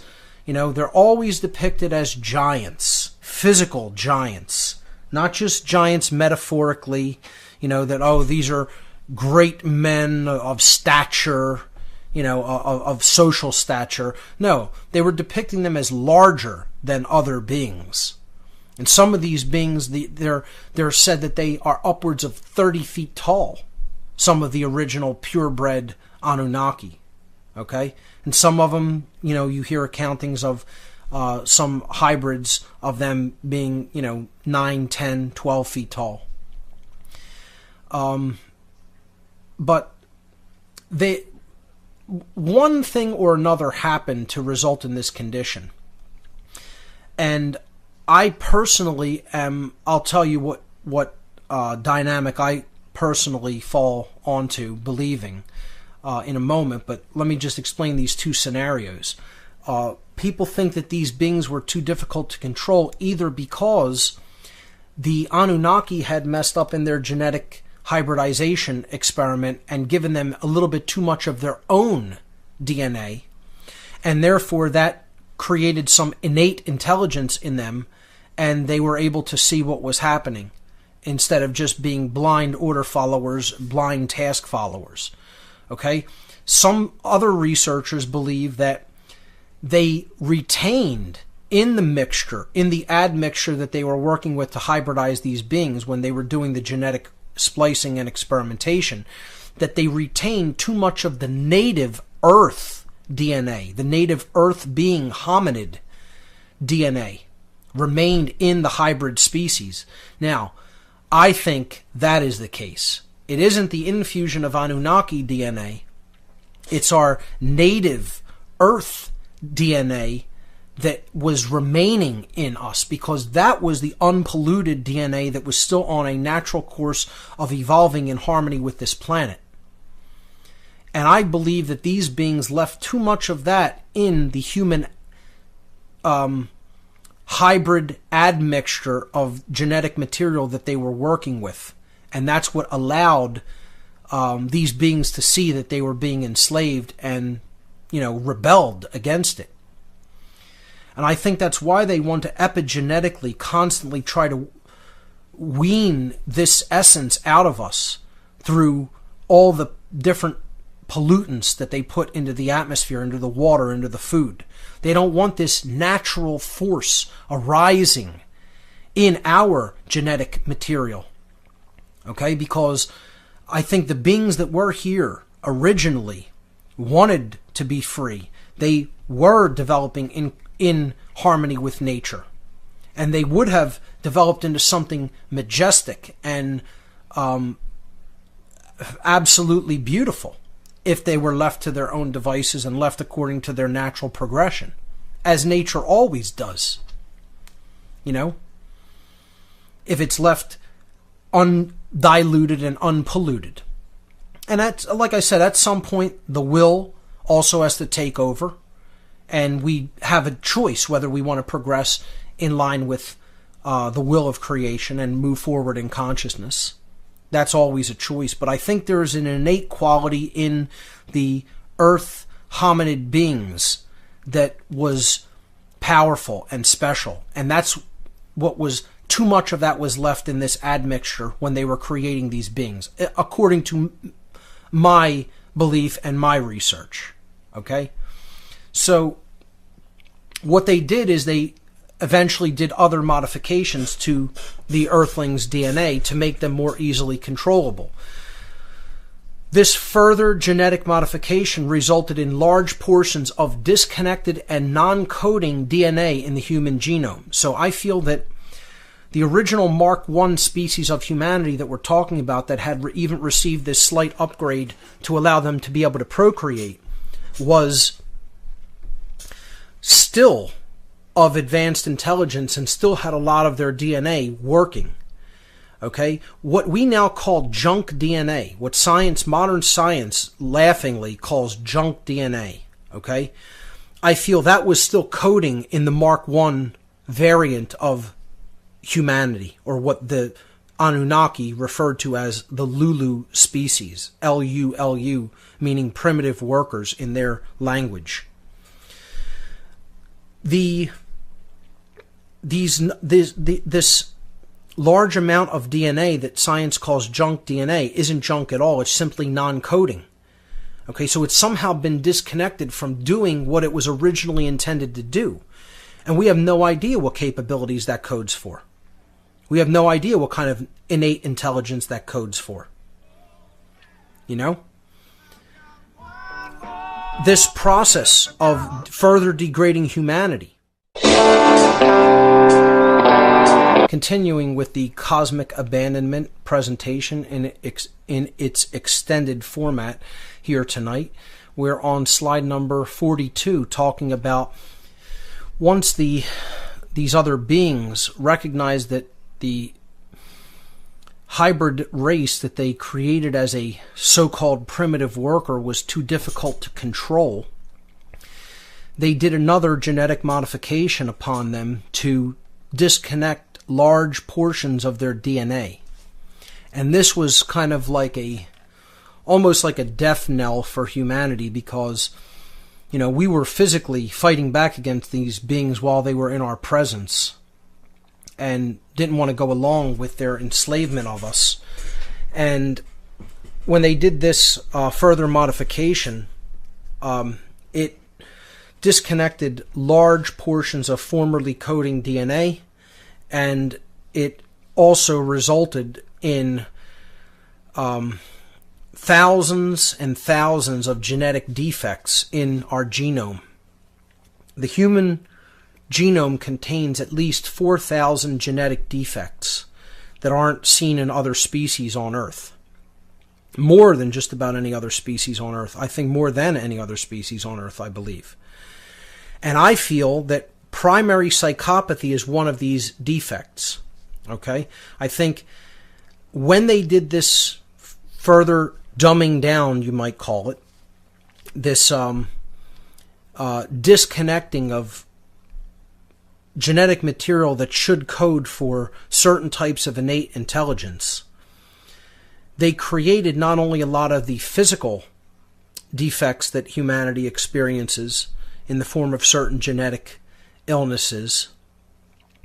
You could look at the types of cancers that we get, the types of central nervous system diseases, things like Alzheimer's, things like diabetes, autoimmune diseases, Parkinson's disease, Huntington's disease, different types of genetic mental retardation conditions and physical retardation conditions, but even not just taking into account the physical genetic defects that result in physical diseased conditions that humanity undergoes. You could look at the mental health diseases that humanity endures. And the first one that we need to take a look at is primary psychopathy, which we've talked about extensively here on this radio show in past shows. So, again, people don't ever want to discuss where did primary psychopathy come from, because, again, it really only gives you about three choices. Well, either God did it, the creator of the universe gave humanity a small portion of the total amount of human beings on this planet, primary psychopathy, so that they could torment the rest of the species. God likes to make things like this in the beings that he creates, just to endlessly torment them, so that they have to live on a planet with interspecies predators preying upon their own kind.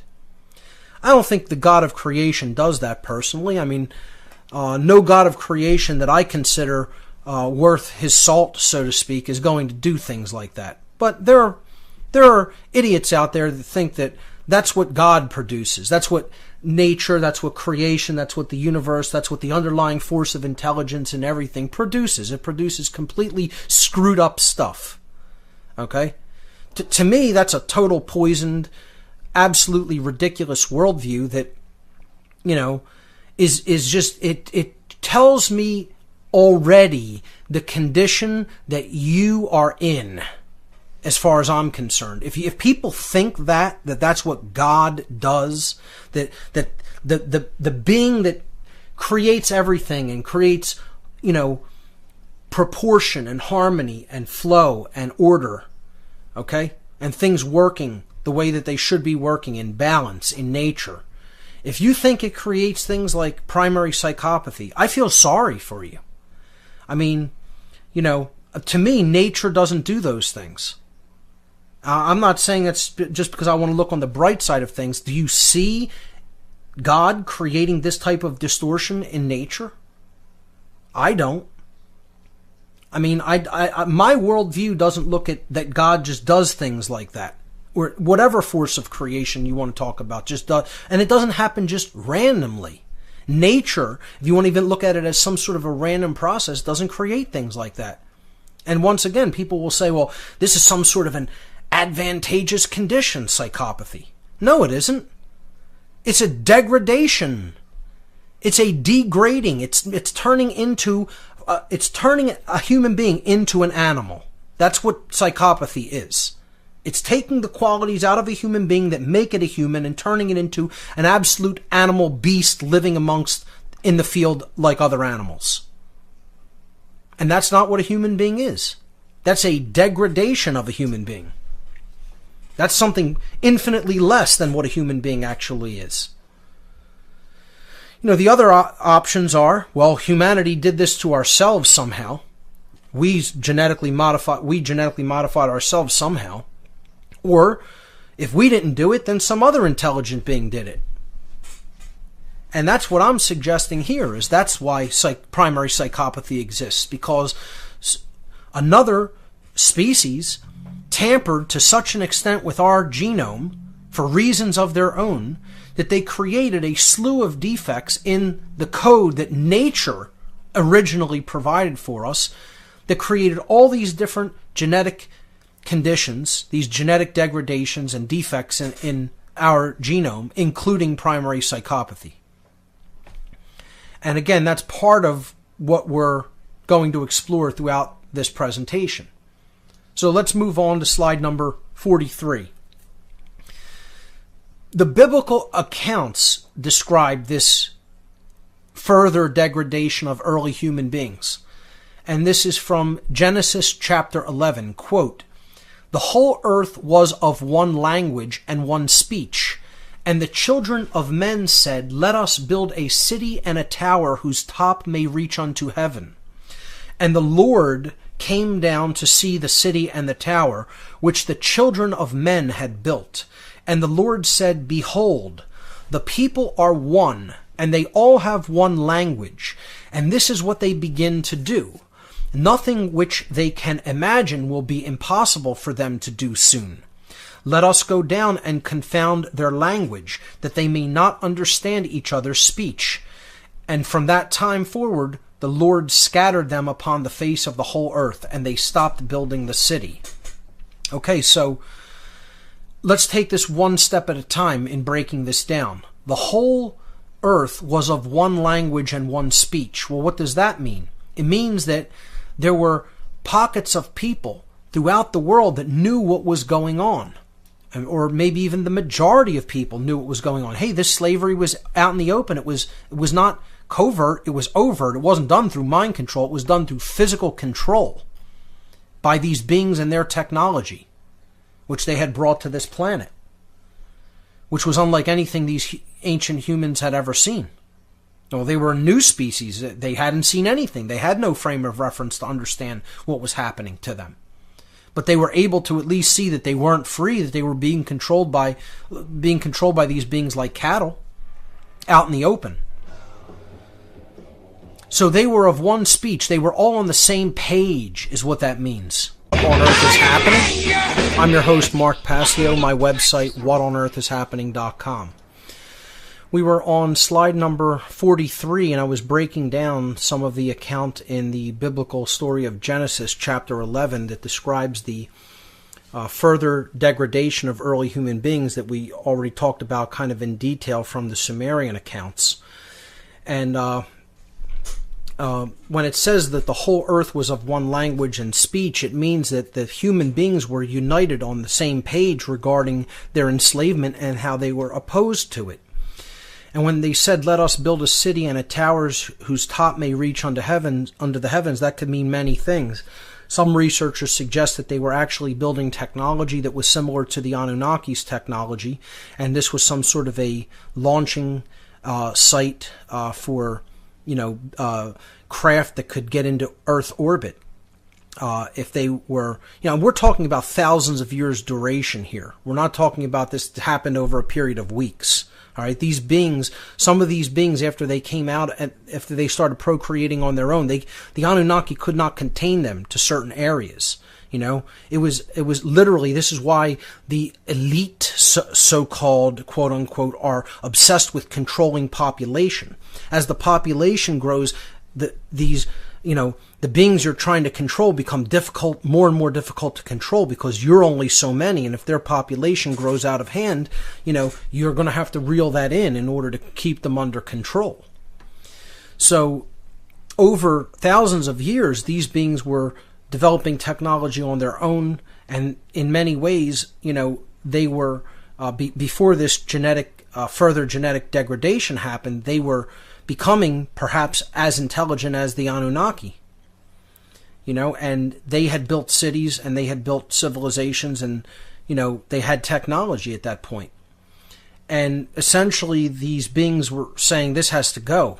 They can't continue to do this because we're not going to maintain our control over them, and we're not going to have the resources that we need. Okay? And they said we have to do something about this. So perhaps they reeled many of them in, wiped a lot of them out, wiped a lot of their cities out, and the beings that they wanted to keep using for their purposes, they did this genetic manipulation to. And that's the story of the Tower of Babel, and how God essentially, said, let us go down. Again, so this is never explained by anybody in official capacity in religion. Why would God, who's saying the people are of one, they have one language, and they're building something that is like what we're capable of building, nothing which they can imagine which will be impossible for them to do soon. Okay, they'll be able to do anything. So let us go down and confuse their language. Okay, well, who's us and what is their language? I'm going to confound their language. First of all, if God is saying that, why doesn't he say, I will go down? No, let us go down. And go down. In other words, go down to the earth from our craft in orbit. Let us do that. The gods, quote unquote, small g. It's not the God of creation saying, why would the God of creation have to go down from up? He would just appear. He would just be there. He would just do it. Period. If he's an omnipotent being. These aren't omnipotent beings. They're not God, as in the God of creation. Let us go down and confuse their language, that they may not understand each other's speech. And that's not, I don't think that that's literal, like we're going to give them a bunch of different languages so they can't understand what each other are saying. It's saying, I'm going to go down and confuse the language that they are made of, the DNA language, the genetic code that they are made of, that comprises their characteristics, their traits, their capabilities. So that they may not understand each other's speech, so that they'll be too dumbed down and stupid to even recognize what's going on around them and get on the same page like they are now. And from that time forward, the Lord scattered them upon the face of the earth. And they stopped building the city. In other words, they stopped evolving. And their slavery was basically put into hardcore effect because of this dumbing down of the genetic, material that ancient humanity underwent. And I would say that this probably happened somewhere around 200,000 years ago. Maybe a little bit less than that, and again, you're talking about such large swaths of time, it's difficult to know. I think these beings have been here at least 500 million years, probably, between 500 and 400,000 years ago. And they probably made us shortly after their arrival to the planet, and this modification was probably done between 100 and 200,000 years ago, if I'm just giving some general estimates. Because again, these are fragmentary accounts, and I don't think we could know for absolute certainty or pinpoint an exact date. So a lot of it is speculation and a lot of it is fragmented. But I'm just giving general estimates. So let's move on to slide number 44. The Anunnaki continued their efforts to control their new slave species and to put them to work in the most efficient ways possible. They greatly differed on the best ways to do this, so a deeper divide formed between the commanding brothers. And again, this is what I personally call the Enki and Enlil factions. It wasn't just the individual brothers calling all the shots. It was the factions who aligned themselves with these beings.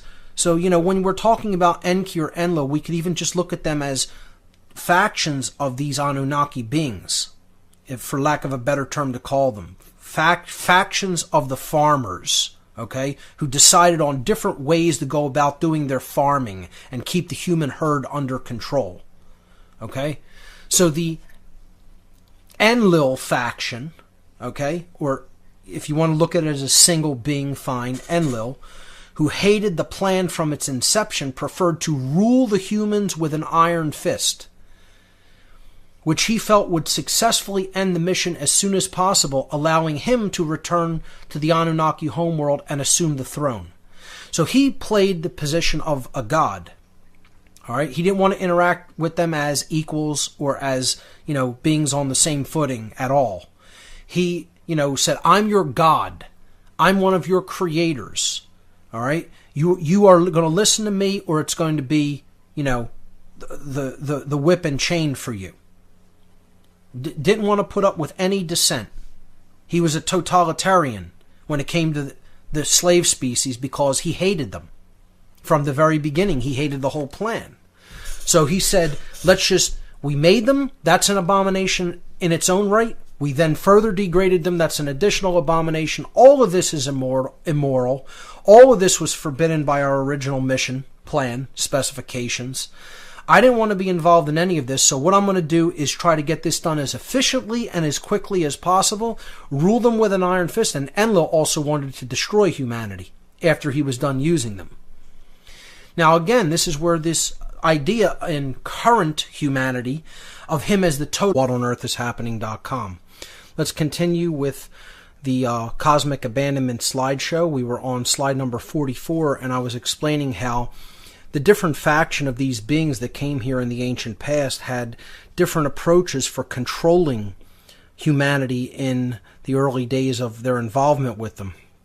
The Enlil faction, led by Enlil himself, who hated the whole plan of hybridizing another species to create a worker race, and looked at that as slavery and didn't want his brother to go ahead with it, but was overruled by the home world council.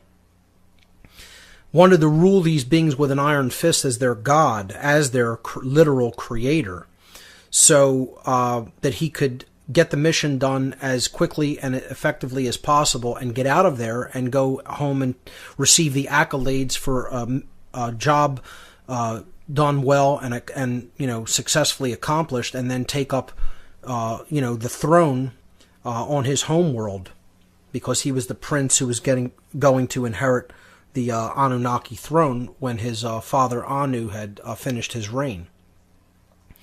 So Enki, his brother, his half-brother, on the other hand, looked at the human beings as his own creation, like a father might look at his children. His method of control was indirect, okay? And again, I still call it a method of control. There are people who say, oh no, he just wanted the humans to be free. I don't look at it like that personally, okay? And a lot of people will say, oh, well, you're just down on all of them, and you think all these extraterrestrials are bad people or bad beings. That's not necessarily the case. What I'm saying is that these beings were there to serve their own interests and to perform a mission, and ultimately, when it comes down to it, they were going to do whatever was required for them to do to control humanity to get that done. So here you're seeing a couple of different depictions of how these beings operated with their slave species. On the left, it's a depiction of how Enlil may have interacted with the humans, like a god seated on his throne and ruling with an iron fist and commanding them. You see some of them coming out of the mines. Again, these entrances to these mines that were deep underground. I mean, again, it's all there in depictions. It's all there in ancient accounts.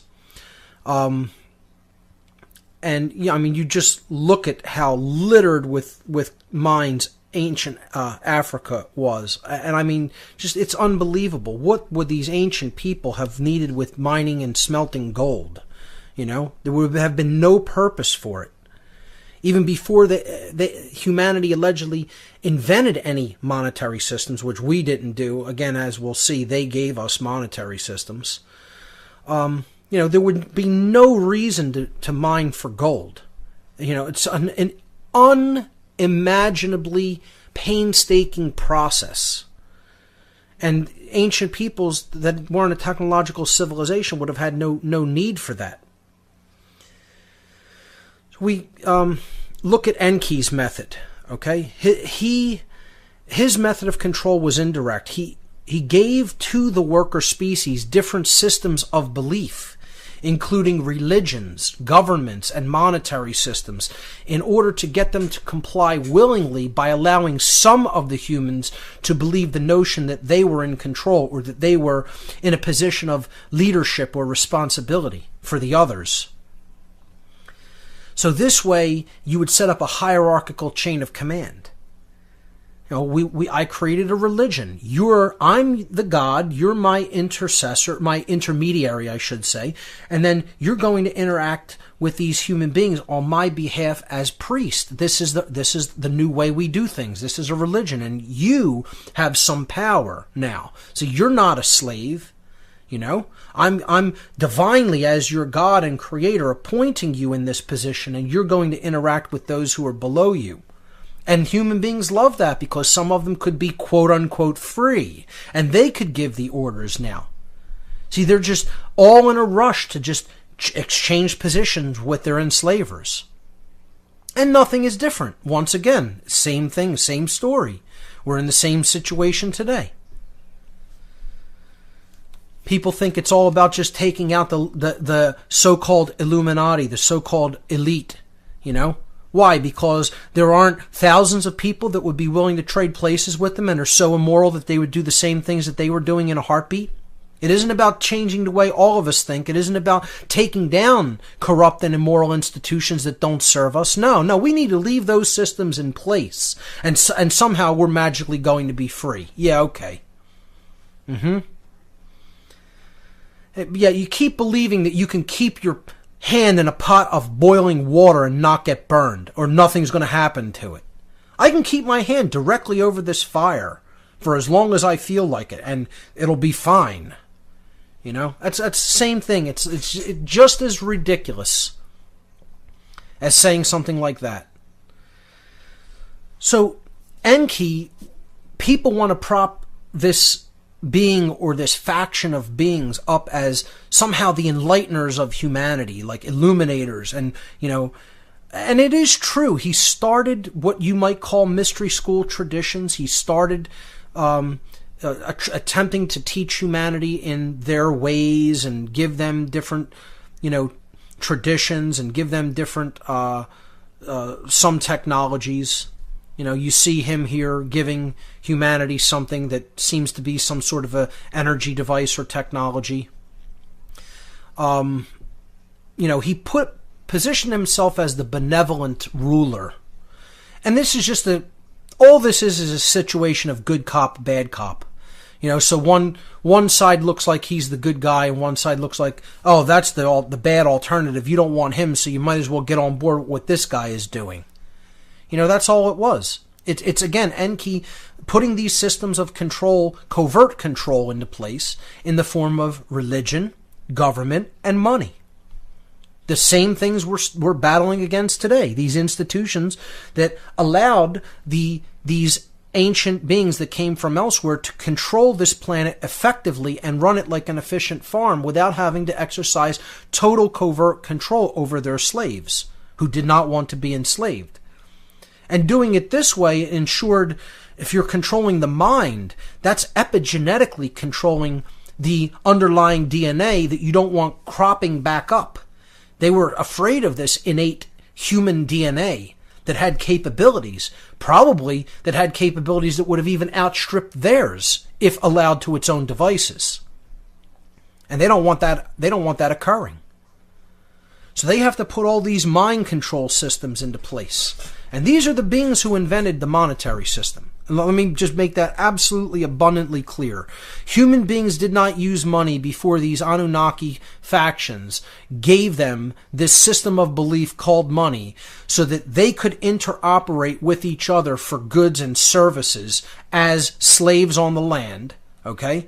These Anunnaki beings are the ones who actually invented the original monetary systems that humanity put into use. And people never even talk about the real origins of money. You know, they want to talk about, oh, it's just some invention that was come up with during the Crusades, you know, and the Templars became the first international bankers. You know, or goldsmiths, that put gold on deposit because that's what people were using as money. Well, yeah, they were using gold as money. People never asked, well, where did that practice come from? Okay, you could talk about the origins of paper money and banks and fractional reserve lending until you're blue in the face. Where did the use of gold for money originally stem from?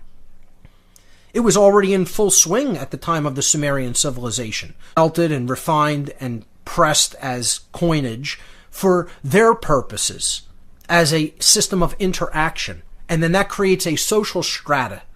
This is what they were trying to do. They were trying to create social strata and hierarchy among these beings so that they would be easier to control. And some of them would see themselves as, I'm a leader of these other people. Welcome back, everyone. You're listening to What on Earth is Happening here on Republic Broadcasting. I'm your host, Mark Passio. My website, whatonearthishappening.com. This is the last segment for this evening's broadcast. We're going through the Cosmic Abandonment presentation. We were on slide number 45, where a new abomination in this story is about to unfold. Eventually, over time, the beings that came here, these Anunnaki as the Sumerians called them, meaning those who came to the earth from the wider cosmos, from the heavens, began to take human females as sexual partners. Okay, so some of them actually directly interbred with human females. And offspring were born that were yet another hybrid species with more of these visitors, these Anunnakis' DNA in them. So some researchers referred to this new species that was a second hybrid species that was literally created from actual sexual reproduction between Anunnaki males and human females as demigods, because they weren't full Anunnaki beings. They were not full quote-unquote gods, nor were they fully human. They were another cross-species hybridization created, by interbreeding between the Anunnaki and their slave species. So this interbreeding is described in the book of Genesis in the Bible, chapter 6. Quote, "And it came to pass when men began to multiply on the face of the earth, and daughters were born unto them, that the sons of God saw the daughters of men were beautiful. So they took wives of any of them which they chose. And the Lord said," again, this is now one of the commanding factions, or the commanders and Enki. More likely than not, it is Enki speaking in this regard. "My spirit shall not always strive with man, for he is also mortal." Again, this is another reference that we're not talking about an immortal being or an actual God. He is also mortal, meaning I'm mortal and so is man, even though my lifespan is much, much, much longer than mankind's lifespan. Going back to the quote, he says, "My spirit shall not always strive with man, for he is also mortal, yet his days shall be no more than 120 years. Again, this is that limiting of the human lifespan that was encoded into the human hybrid genetics, because they didn't want them to have their extended lifespan by giving them the gene that controlled that lifespan. Continuing with the quote, "There were giants in the earth in those days, and also afterward, when the sons of God came unto the daughters of men and bared children with them. The same," in other words, their offspring, "became the mighty men of old, the men of renown." And they are referring here to what is called the Nephilim. In English, it's Nephlim. That's transliterated from the Hebrew, which I believe is Nun, Peh, Yod, Lamed, Yod, Mem. Okay, Nephilim in Hebrew. And that comes from That word Nephilim comes from the Hebrew word Nephal. Nephal, or Nun Pe Lamed, literally means to fall or to descend. Okay? So this is where some people get this notion that these were beings who were fallen angels. They had fallen from another dimension, they had fallen from grace, etc. But it literally means to descend, to come down from. Okay? And these were beings that they had come down from the original genetic purity of the Anunnaki, and through this interbreeding process had become a hybrid and not a purebred, but had become a cross between Anunnaki and human. And hence they were fallen from, were seen as fallen from their original genetic purity by probably both the gods and the humans, and therefore they were called demigods. Or giants, because they weren't as large as the Anunnaki, and nor were they as small as the humans. So,